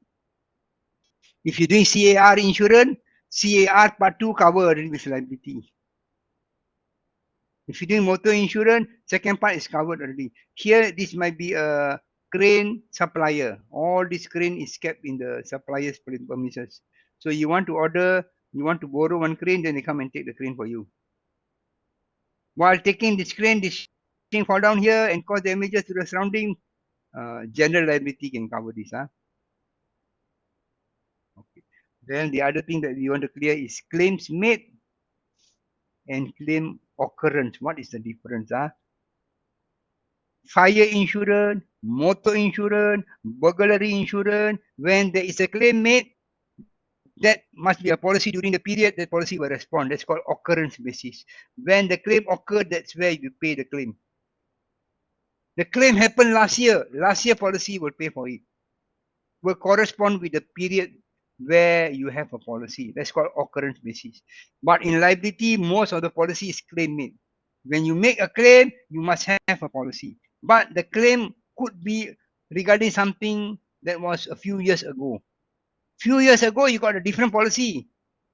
You cannot claim that policy. You don't need to claim. You claim this policy that you are having now. Because you're making the claim now, not that time. Okay, if you make the claim at that time, then you use that policy. But you're making the claim now. That's the concept. It's called retroactive. In claims made policy, the third party makes a claim against the insured. You got a letter, then you notify that is a trigger date. Then we review when it happened. Architecture firm built building in 2009, long time ago. The flaw in the building caused the injury in 2013. 13 now happened the injury. Architect firm was insured in 2009 by insurer A. No need to worry about insurer A. He's not liable. 2010, they changed insurer to insurer B until now. So 2013 is insurer B when the injury happened. But it's related to something that is in 2009. Insurer B will be liable because you can trace back to when it happened, the flaw. So B will be liable. That is claims made, can retroactive backdate. Loss occurrence basis does not matter when the claim is reported. As long as when you report it and it occur, you have a policy, and then you within notification period you pay, and that policy will be paid. Some policies deals with physical damage like motor insurance, fire insurance, personal accident. On the date of the loss occurrence coincide with the policy period. Example would be loss of a motor vehicle incident. If the loss and the date of the event causing the loss is the same, even if it's reported a few days later, no problem, that policy will pay. There is a restriction in the policy when loss must be reported. Notification. Notify within 7 days. So in 7 days you notify, then we pay the claim. Or 30 days or 15 days notification. And then got things like estoppel. When go to court, you cannot use a former mistake done by somebody as that is the same mistake now. Cannot. Every case you have to review individually as it stands. You cannot take a previous weaknesses and exploit it now. That's what you call estoppel. It stops there. The buck stops there when it happened. Estoppel is a fact bars any party from denying a claim or alleging that a certain fact owing to the party's previous allegation or denial. This is to prevent injustice owing to inconsistency or fraud. Example, when an insurer continues to accept premium, he must pay the claim. If he never cancel the policy, he may be estoppel from denying the claim. He can be stopped from denying the claim. A typical example would be there's a breach of premium warranty. The insurer has a right to cancel the policy, but they did not cancel. Since they did not cancel, later there's a claim. You cannot say that go back to the 60 days premium warranty. It's already a stopper. Stopper means cannot use previous action for the future action. Case law. This is interesting. Let's review this one. This is the main case law that forms negligence, the law of negligence, which we are all using for everything. Negligence is a careless, unintentional. So Donahue and Stevenson's case is also known as the snail in the bottle case, which is a significant case or case law that actually define negligence. The House of the Lord ruling in this case established civil law tort of negligence. Tort means wrongdoing, because of negligence, and obligated manufacturer to observe the duty of care. What we are talking about duty of care towards their customer. In the event of this case, which took place in Paisley, Scotland, 1928, while attending to a store, Miss May Donahue was given a bottle of ginger beer, which she did not buy. She was given the bottle by her friend. Her friend purchased the bottle and gave her as a gift. The bottle later was discovered to have contained a decomposing snail, which caused Donahue to get sick. Since the bottle was not made of clear glass, she could not see it. She consumed it and most of the contents before she became aware of the snail. She fell ill and the physician diagnosed her to have a gastroenteritis. Donahue subsequently took legal action against David Stevenson, the manufacturer of the ginger beer. She loaded a writ in the Court of Session, Scotland's highest civil court, seeking for £500 damages. Miss May Donahue could not sue because she did not buy the bottle.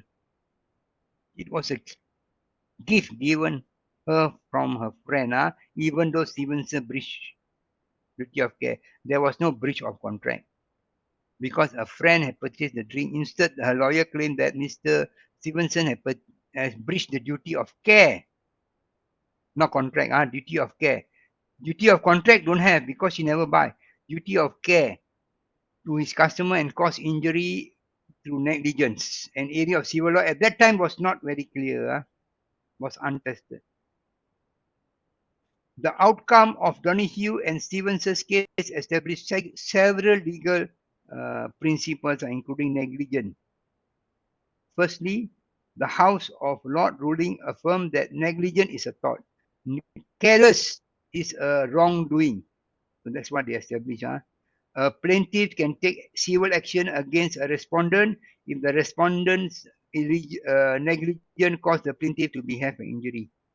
Previously, the plaintiff needs to demonstrate some contractual agreement. You must have a contractual agreement, then only you can prove negligence. Now, with this case, you don't have to prove contractual negligence, contractual arrangement for negligence to be proven. The moment you are consuming any product, you can sue the manufacturer.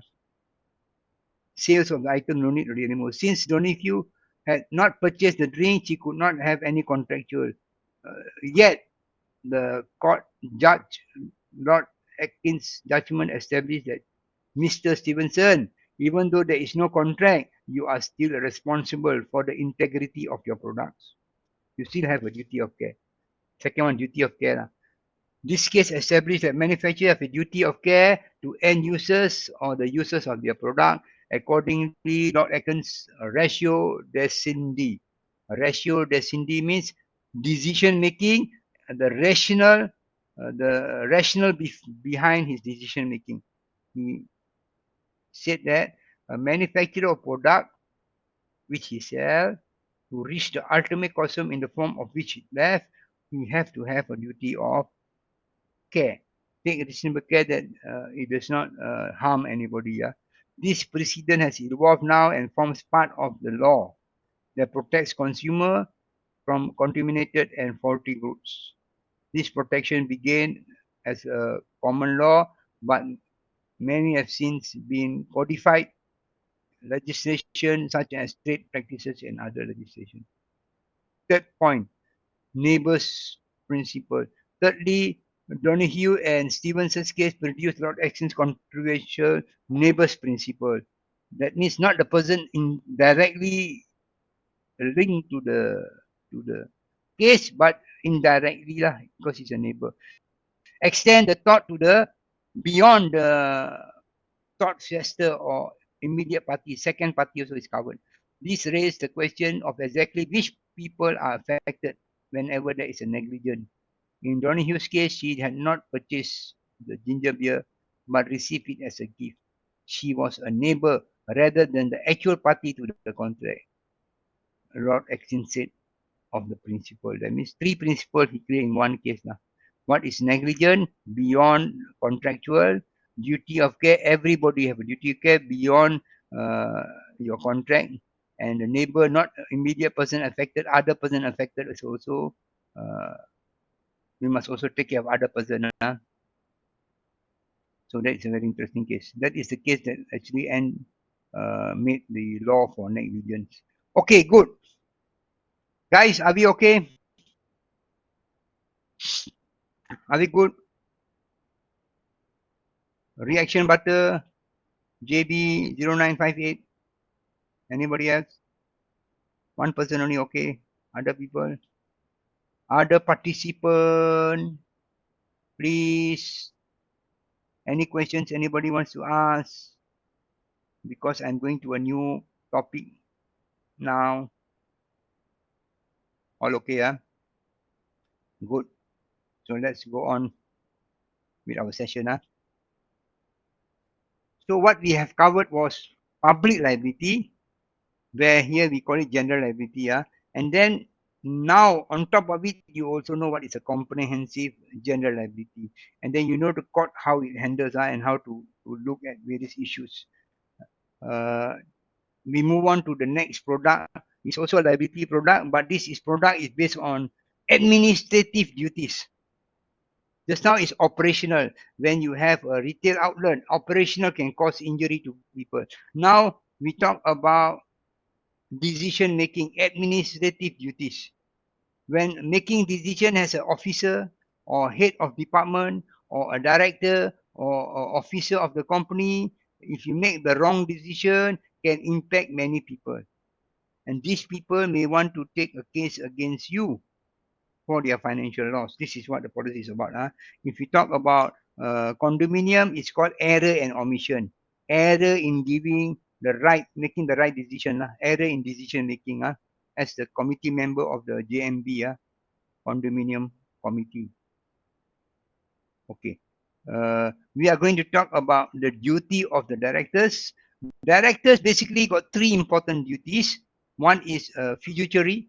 Fiduciary means administrative duties, they must follow the corporate governance. Must be accountable, must be responsible, must be transparent, must be professional, must be competent, must be ethical, must be trustworthy, must be all these words. Second, when making decision, they got to be very careful and competent. They must use their experience and make a proper decision. And third thing is that they must not breach any law.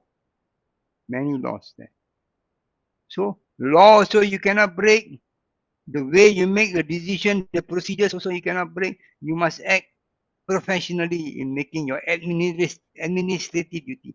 If your decision goes wrong, many people can be impacted.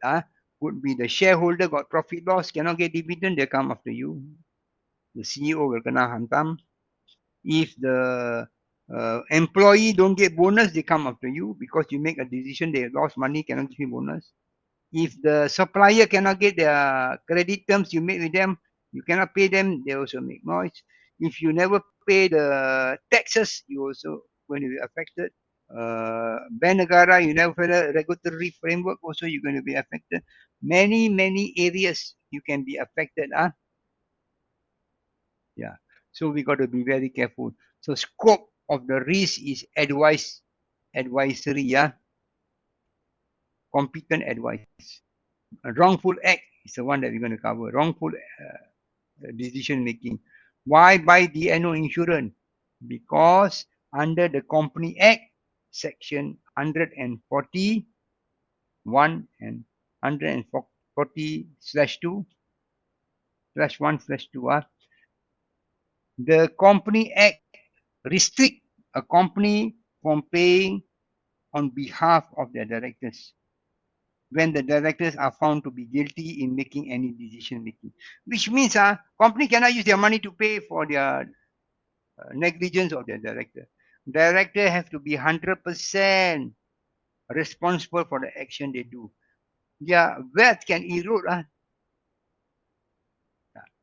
So under Company Act Section 140/2, it says that, however, we are able to pay for reimbursement to the company if the directors are found to be not guilty. If they are not guilty, yeah, we can do reimbursement. If they are guilty, we cannot do reimbursement. Yeah. So that is why we need to buy DNO. You can be held personal responsible. Policy highlight, provision, definition under the policy, what can be extended, what can be excluded, enhancement, and claims example. These are the areas that we are going to look through. As a director, as a decision maker, as a head of department, as an officer of the company, as a supervisor of the company, you are making duties daily. And when you make this duty, make sure the duties are done fiduciary, administratively correct. Bona fide means honestly, trustworthy, accountably, responsibility, with proper purpose, avoid conflict of interest, honest, diligent. Must be use your skills and with care and make sure you do not breach any law. Common law, Company Act, Stock Market Act, Insurance Act, Civil Law, and many others. Statutory duties are law. Follow the law procedures or guideline by Bank Negara.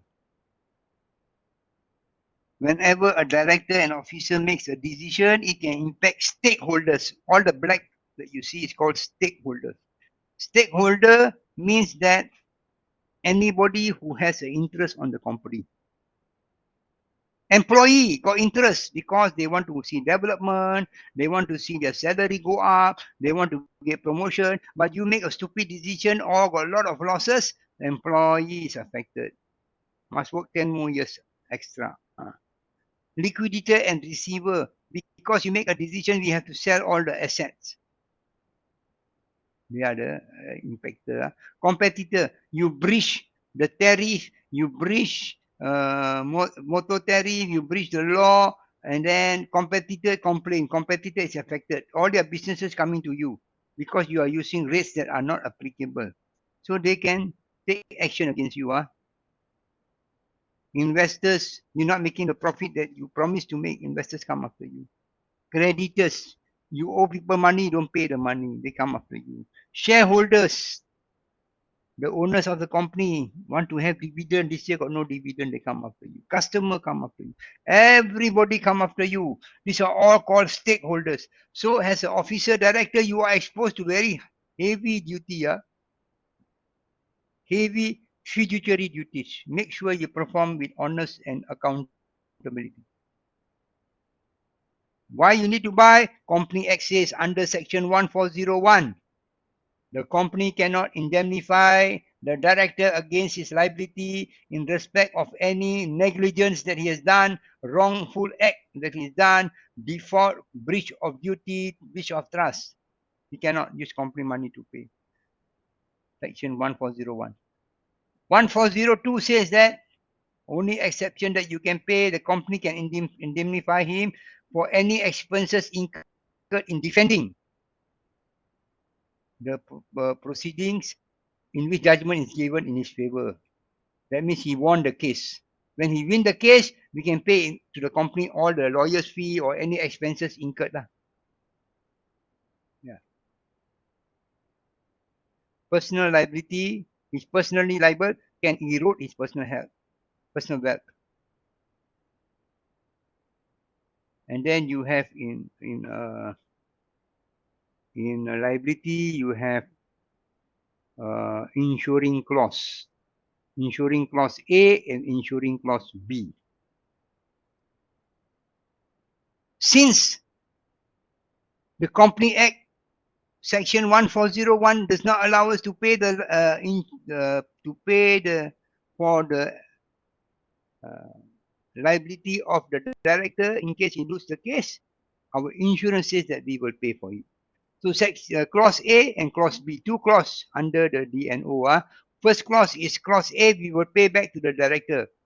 The insurer shall pay the loss of each insured resulting from any claims made against the director, the insured, during the period of insurance for any wrongful act of the director of the company, except to the extent the company has indemnified the insured. If you have used company money, that money we won't indemnify you. All the rest we will indemnify you, even though you have wrong, you are wrong for any wrongful act. That's clause A. Clause B will say, in case you are not wrong in favor of you, then whatever company has paid the money, we will reimburse back then. The insurer shall pay the loss to the company resulting for any claims made against the insured during the period for any lawful act which the insured has incurred as a director employee, but only to the company has indemnified the insured of the loss, all the expenses incurred in defending him. Because when you win, you don't have to pay anybody any money except for a lawyer's fee. So this one will cover that. Can pay back the company if they have taken a lawyer for the director. A, director is at fault, pay the director. B, director is not at fault, pay your company for any money they have used to defend the director. So what are the key definitions? Who we want to cover? Currently, I am the director, but this decision was made by the previous director. 5 years ago, he was sitting in this chair. Past director. Make the decision. Today, we got a problem. So we want to cover the past director also. Current director also. Future director is coming in also, we want to protect them. Tomorrow a new director, we want to protect them also. We don't want to leave it hanging. That some people are covered, some people not covered. Trustee of a pension fund. So if you are trustee of a pension fund, you employee benefit, you have supposed to distribute the money according to the trust arrangement. So you have fiduciary duties, administrative duty to distribute the money. If you distribute the money wrongfully, people come against you, you want to be covered. DNO can cover you for this. Section A, if you're found guilty. Section B, if you're not found guilty. Employee with managerial and supervisory capacity can also be covered under this policy. So insured can be anywhere. Muhammad Isa from Seramban. He was the chairman of Felda. But today, he's no more the chairman. He was the chairman 3 years ago. Today, the incident happened. They want to sue him because the decision he made 3 years ago affected the company today. So Mama Isa must also be covered under the policy. Pass. But remember, a limitation act 6 years only we can cover. Anything more than 6 years we cannot cover. What is wrongful act? Thought is a wrongful act. A C word wrong. Thought is a C word wrong. Wrongful act, wrong decision making process. Wrongful act means an actual, can be really you make the wrong decision. Could be an alleged. Alleged means they suspect you made the wrong decision. Turf club, the horse riding racing club in KLCC last time. Before KLCC was there, it is a turf club. They use for horse racing. And then the turf club committee members, they got a lot of money decided to buy Fountain on company name Fountain shares, a newly company that is gone on the stock market. Because one of the committee members say, hey, this one will go double, we better buy. So they bought the company share, Fountain something. They put in 30 million and they're hoping to get 60 million. Instead of going 60 million, it collapsed. So all the members for the turf club called an extraordinary general meeting and want the committee to pay back the money because they have a duty of care. They have misused their duty of care, alleged that they breached the duty of care. Wrongful act. If you want to buy the share of Fountain, you can. You must call a meeting with all the members and make a vote. This first never make a vote. Behind everybody, they went and bought the share. So you breach the duty of care. Error in decision making, misstatement, misleading statement, omission, left out certain important information, breach of warranty, authority, conflict of interest. All this wrongful act. Other acts by directors, officers, or employee of the company or as a director officer from outside entity. Yeah. Other directors that you also want to cover. Any matter claim against them solely because they are the director. Not they making the decision. They are sitting on the position as a director, officer, or employee of the company. Because they are in their position, something happened in that area, they want to sue you, not even your decision making. So you need to cover yourself in all this area against any suit comes against past, present, and future directors. What happened? Somebody must sue you proceeding against the monetary damage. We cannot admit liability. Written damage for specific wrongful act. So we go for criminal prosecution, criminal breach of trust. That they did the wrongful act for their own benefit. Administrative, regulatory proceeding or investigation, official investigation regarding any specific wrongful act of the insured. So first thing you want to do is in the company, you need to do a domestic inquiry. You need to do your own investigation. Investigation must prove that that is a wrongful act. Then only you can actually use the documents for the court. Otherwise, very hard to prove somebody did a wrongful act. What is not covered?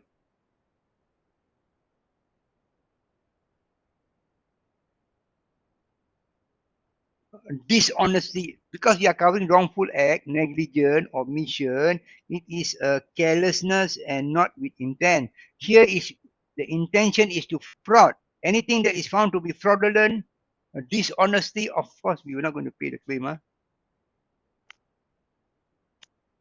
Yeah, it's not covered under the policy. Known wrongful act, you already know it's wrong. Then you buy insurance Already known Something is unknown. That's what we will cover. Bodily injury. This is not covering any bodily injury. In bodily injury, you buy public liability. In bodily injury, you buy product liability. That one cover bodily injury. This policy, director officer is financial burden, financial liability.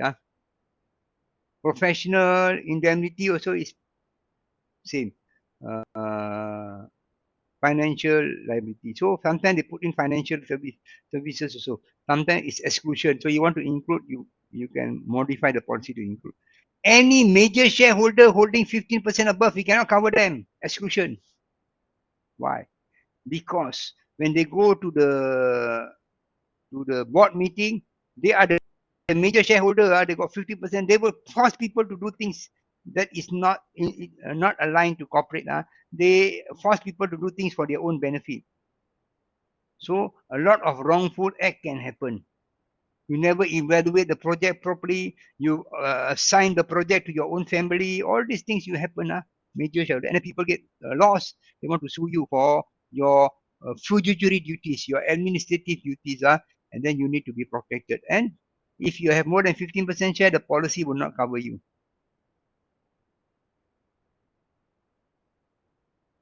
So let's look at some example of duty of care and negligence. RHB Capital and two of its subsidiary, RHB Equity and RHB Security, are suing RHB founder Tan Sri Rashid Hussain. RHB, Rashid Hussain Bank. The founder is Tan Sri Rashid Hussain. When he was the chairman of RHB Bank, he got very many people who are close to you lah. When you are the chairman, people are close to you. When you are nobody want to talk to you. Okay, so these 5 people, former bank associate, they took loan from RHB. Happily, Rashid Hussain, Rashid Hussain, give them the money lah. And then there is a lot of money. They never pay back the loan lah. This is in the 1990s.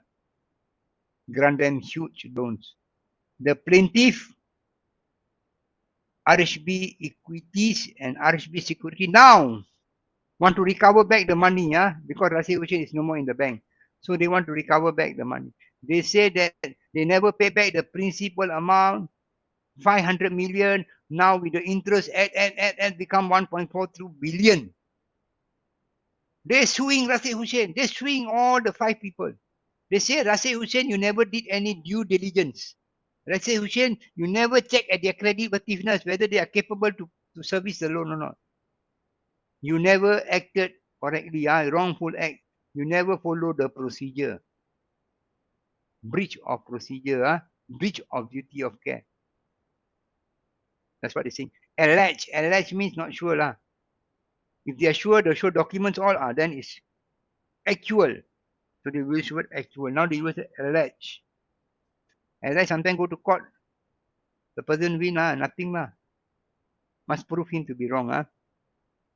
RHB Group alleged, the word is alleged, that approval given by Rashid and the other co-defendant to the 5 borrowers are margin financing, irregular, improper, wrongful, never did creditworthiness, never check at margin of financing, whether they have any support, guarantee, was secured in an inadequate and highly volatile security. The security they provided was not valued or very high risk. Never did credit assessment, never did credit worthiness. Finished. So this is a very old case. I don't think so. Rashid Hussain was fine, was found guilty.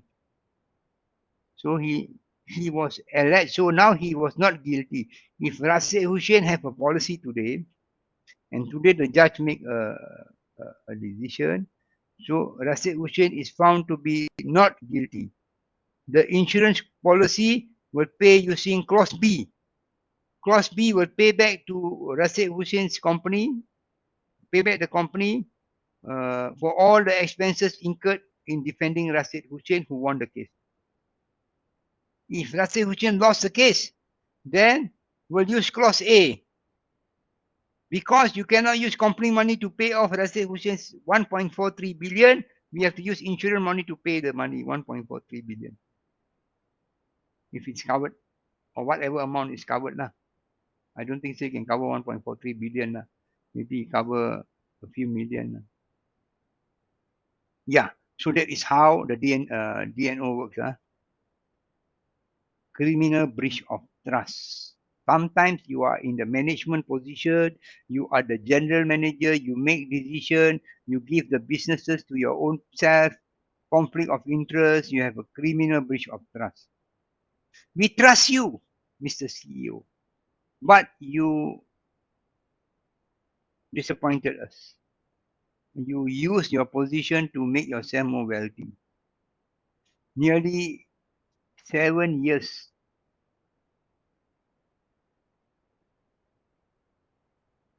Nearly 7 years, a former director of General Land and Consolidated Rehabilitation Authority, FELCRA Director General, Mr. Mustafa Juman, was cleared of embezzlement charges. Not guilty lah. Since he's not guilty, we use clause B lah. Clause B can pay whatever expenses that we have had. Mr. Dato Mustafa Juman was charged in December 1999 with 3 counts of CBT involving 40 million belonging to FELCRA. He was accused of abusing his position as a FELCRA Director General and committed CBT amounting to 30 million in May 1997, another 5 million in May 7 and 9 the same year. He was acquitted of all charges by the section court. So Clause B can pay for all his expenses that he incurred in defending himself. Because company cannot pay. So if he won, the company can pay. Yeah. Same with Najib. Najib was also charged with criminal breach of trust, anti-money laundering cases because he was the Minister of Finance, he was the Prime Minister, he was everybody. The company also, he's a director, everything, his money going to his account. So he used his position to transfer the money into his account. So allege. Many years we use the word allege that he is guilty. He say, I am not guilty, I am not guilty, I am not guilty. I will say sorry to you, but I am not guilty. Keep on saying that. So can only go allege. So the court say, no, you are guilty. You have to go to jail. Now, clause A will apply. If you have an insurance policy, clause A will pay for all the charges against him. That's why underwriter got to be very careful. If they know that the person is of not good character, they won't give the annual policy. I know. Because when I was doing for Felda, the account, Muhammad Esa is the chairman. They don't want to cover Muhammad Esa. The insurer say no. Because he got history of fraud. So most likely Najib also cannot be covered. Underwriting criteria, your character of the person that you want to insure. Sami value also got. The work ministry plan to bring former directors of Parangsang International to court for 9-year delay in completing Maltra building. Datuk Sami Vedu, work minister, passed away already lah. Said although the company is now defunct, no more company, the ministry will not keep silent. We don't care. We want to go after the people, the directors. We will sue the directors. The ministry will go get an opinion from the attorney general. Although the company is not there anymore, we will go to court and take action against the director. This is what Sami Vedu says after the ceremony handover session to Rafida Aziz, Minister of International Trade and Industries. We cannot just run. They cannot just run away and not take responsibility. So the construction cost has gone up 70% because of the 9 years delay. They want to sue. Wrongful act by the directors. So directors, you will see whether they allege, whether they are actually wrongful, court will decide, and then which clause will apply if they have a policy. Many people don't have the policy. They don't understand the policy. Now we are seeing a lot of people taking responsible position. They need to be protected. This one will protect them. Okay, let's take 10 minutes. Toilet break. And then I will go to this last part. Okay. I will start at 4:50. 4:50 I'll start. Just take a break. Toilet break.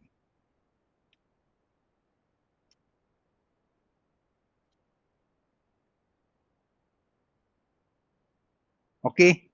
Are we okay? You get my message? Kaizu. Kaizu. Nice name. Reaction button. Confirmation button. Okay, good.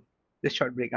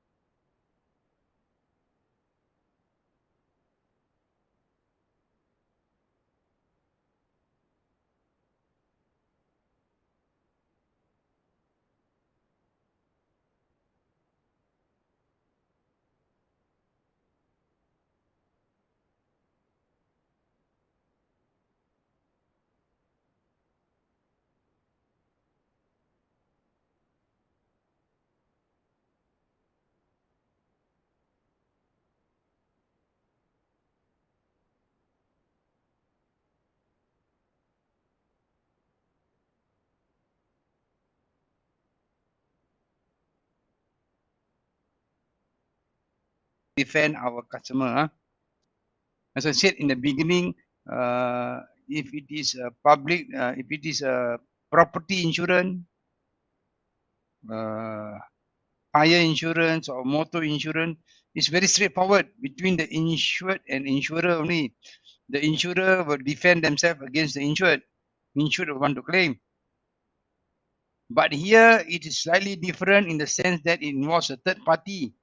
The third party is the one that is claiming. The insured and insurer together will defend the case. The insurer, Great Eastern, will appoint the lawyers to support our client and try to see how to manage the court proceedings. The first step when looking at liability is to establish whether there is a liability or not on the part of our insured. If our insured responsible or not. Just because the third party say we are liable, we must pay the claim, we think we have to pay the claim. Not necessary. We have to defend to say that our customer, our insured is not liable to pay to the third party. And some of the reasons that we can use to defend ourselves, to do this, consideration should be given to the possible defense. This following are some of the defense, 4 different ways of defending. Vis major. Oh, this one is act of God. Our insured was not negligent. Our insured have built all the necessary protection, the retaining wall, have done everything nicely. It is an act of God. God made the rain so heavy. It is so heavy that it break our wall and destroyed your property. Act of God. Vis major. Something that is beyond our capabilities. Superior force. Irresistible nature occurrence that changes or disrupt the third party's property or injury to third party. This event can be caused by not preventable by inhuman. We cannot prevent it from happening. Windstorm, flood, earthquake. Even when we exercise the best of utmost good faith, care, diligent, and prudent in taking care of our surroundings. So we say it's not our fault, it's God's fault. Put the blame on God. Vis major. Sometimes they use the word force majeure. When there is a force majeure, the contract is not binding anymore, according to the court. You have insurance CAR project. Force majeure means interference by a superior form. God, maybe there is a natural disaster that you cannot do the project. So you say, I am not responsible for the project because this is a force majeure. It's also another form of vis major, act of God. Sometimes you park the car under the tree and the branch fall down, you say this is act of God. Then the insurer say, if you are driving, this major happen, yes, it is act of God. But this one you park, you know the tree is very old and can branches coming down, you park under the tree, are you still responsible for it? Or the municipality is responsible for it for not clearing the trees around the area. Which major? Emergency, sometimes it's very important. If you don't make a decision, it's an issue that can cause people to live or die. You need to make a decision. You are at the airport and the boy collapses, and then you know about breathing techniques and all that. You punch a hole in the neck so that the person can breathe. And the boy now can breathe already. After can breathe, now he want to sue you why you make a hole in my neck. It was necessary. If I don't make that hole, you might not even survive. So sometimes it is not an negligence, it's an act of necessity. Next act of emergency. Voluntary non-fit injury. You volunteer and put yourself in danger, therefore you cannot claim other people are liable for it. You drive the motor without helmet. You put yourself into danger. You jump, bungee jumping, you put yourself into danger. Volunteer, you volunteer to do the event, not fit to cause as other people's negligence. Voluntary non-fit injury. Voluntary is also known as voluntary assume the risk. Voluntary is sometimes described as the painful consenting to run the risk. You consent to yourself to run the risk, you take the the outcome of the risk. Ex turpi causa non orito actia. A doctrine that a person will not able to pursue a cause of action if it arises from his own illegal act. Ex turpi means illegal act. The cause from an illegal act cannot be used to defend yourself in a negligent case. If you are stealing, robbing a bank, and then after robbing the bank, you drive the car to escape and you knock and you injure people, or you got injured. Okay, you got injured. You cannot sue anybody because the act is of illegal in nature. A doctrine that a person will not be able to pursue a cause of action if that arises from his own illegal act. A defendant may rely on it to provide some defense where he has been negligent but is a contributory negligent. This is all based on public policy consideration. What is considered as illegal, what is considered as illegal based on the law. This proportion is not. This is a proposition to say that not every injury is my client's problem lah. Not every injury is somebody's fault. Sometimes it's God's fault lah. Sometimes it is emergency lah. Sometimes it is you volunteer and make yourself injured lah. Sometimes you are doing illegal things. Now you want to claim from me for what? You're cutting the fence into the to break the lock and come into my premises. By cutting the fence, you got injured. Now you want to sue me for what? You climb onto the roof and want to rob the house, and you fall down and break your leg in the house. And now you say that I am responsibility for providing a duty of care. Never make the roof properly. Cannot claim. Trespassing into somebody's premises is already an illegal act. When you do an illegal act and you got injured, this is what the defense is. Ex trupi causa non orito actia. You cannot bring an action for compensation against other party if the act that you are doing is an illegal act. It is accepted in tort law that by requiring fault before liability is imposed, no one can be blamed if no negligence can be claimed.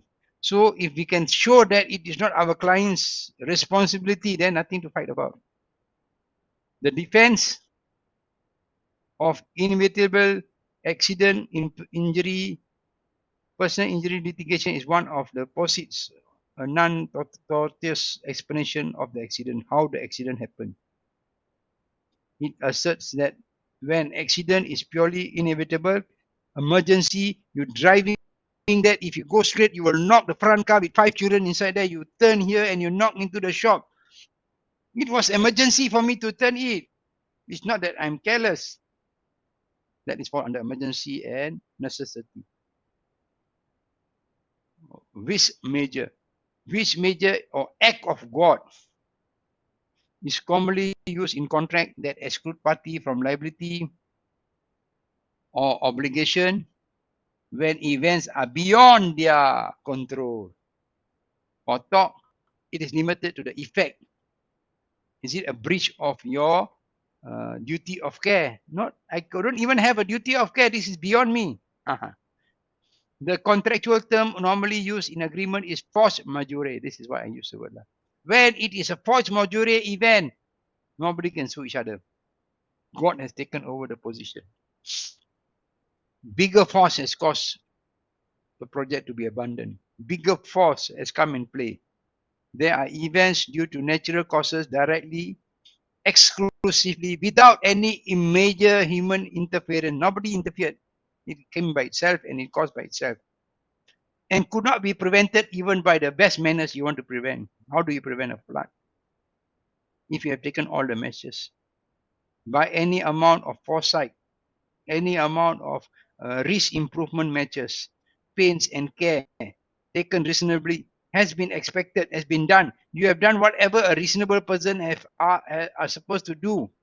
But things like a storm, flood, earthquake are all act of God. Major, which major? So can be used as a defense.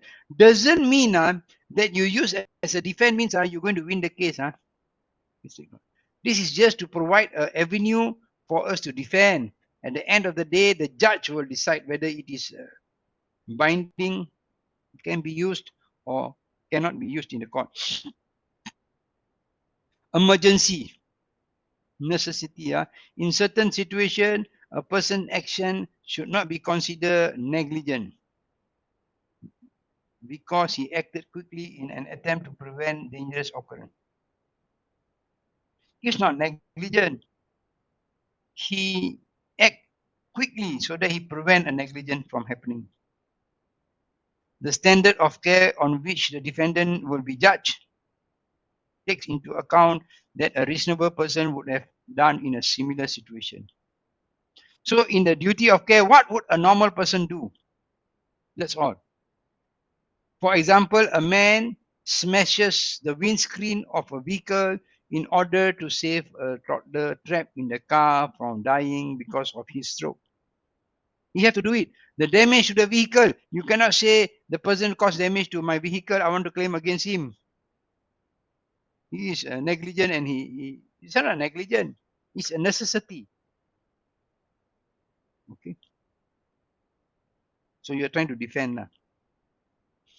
Volunteer non-fit injury. If you voluntarily take your position and action that will lead to injury, and you know that if you do it, you can be injured, he cannot claim damages for compensation if later that he gets injured. For the sake of defense to succeed, the insurer must show the claimant is fully cognizant, fully in a proper state of mind.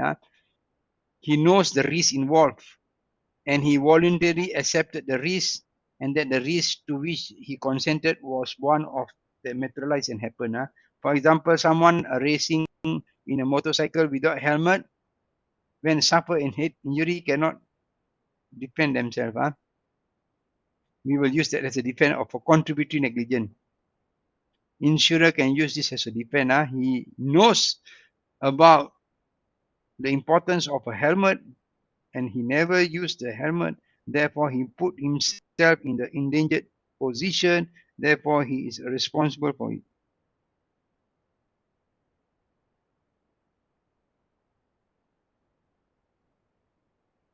Yeah. Ex tropi causa not aurito axia. The maxim means that, in essence, no one shall benefit from their own crime. A defense arises out of public policies. It prevents a person from claiming compensation for losses arising from their own illegal conduct. For example, a snatch thief on the motorcycle cannot sue the police for causing injury to him while trying to stop him from getting away after he snatched a handbag from an innocent pedestrian. The maxim applies not only to tort law but also contract law, and where ex turpi causa is successfully applied, it acts as a complete defense, often called as eligibility defense. It's illegal, but it extends even to immoral conduct. So that is the session for this afternoon. Guys, you got any questions that you want to highlight? Any areas that you want more clarification, more information? I'm still here, can ask question. Anything you are not so clear about gender liability, anything you want to know about DNO, about the court, this is the time for you to ask question. I still am around. I hand over to Alex, is there? Yes, I'm around. Yeah. So, Yeah. thank you, Joseph, for a very insightful information pertaining to these two liability classes, i.e. the DNO as well as the CGL. Now, I believe that agents will take away from these sessions. I think judges, you can exit from this training room. Yeah. For the Thank you, rest of thank you. agents, Okay, please, guys, thank you very much. Thank you very much. We catch up again. yeah, and for the rest of agents, please stay tuned because as usual, we're going to launch the polling right now. please get it completed before you exit this training Webex platform. Now, just a friendly reminder to everybody, as I mentioned earlier, please ensure that you complete this 6 mandatory e-learning by this 31st December 2024. If not, then your file system to issue new cases will be suspended until you have completed. And for more information, how you should go about it, simple. Just go into our GG link under training tab. Then you're able to see the 6 e-learning. That will be actually ABC, AMPLA, fair dealing, and so on and so forth. Why GE wanted to impose this or really encourage everybody to do is because due to market changes, and GE is actually zero tolerance on this non-compliant. So thereby, only through e-learning, you're able to equip yourself with the necessary knowledge and to practice it in order not to actually fall into the pitfall of mis-selling. And for those new agents happen to join these sessions, also please remember to do this mandatory e-learning, 6 e-learning within half a year from your appointment. So as mentioned by Justin, this is not a very difficult. It sounds very technical, liability classes, but in fact, our Justin, the trainer, has actually put it on the very layman term for you all to understand better. Now, we do not expect everybody to understand 100%. As long as they have 20%, it's very good. So at least that's a start for you to explore and review, to your portfolio of customers to see which are the real customers actually needed this product, so on and so forth. All right, thank you very much, everybody. Hope you have enjoyed this session with us. I'm Alex Go from DCAN.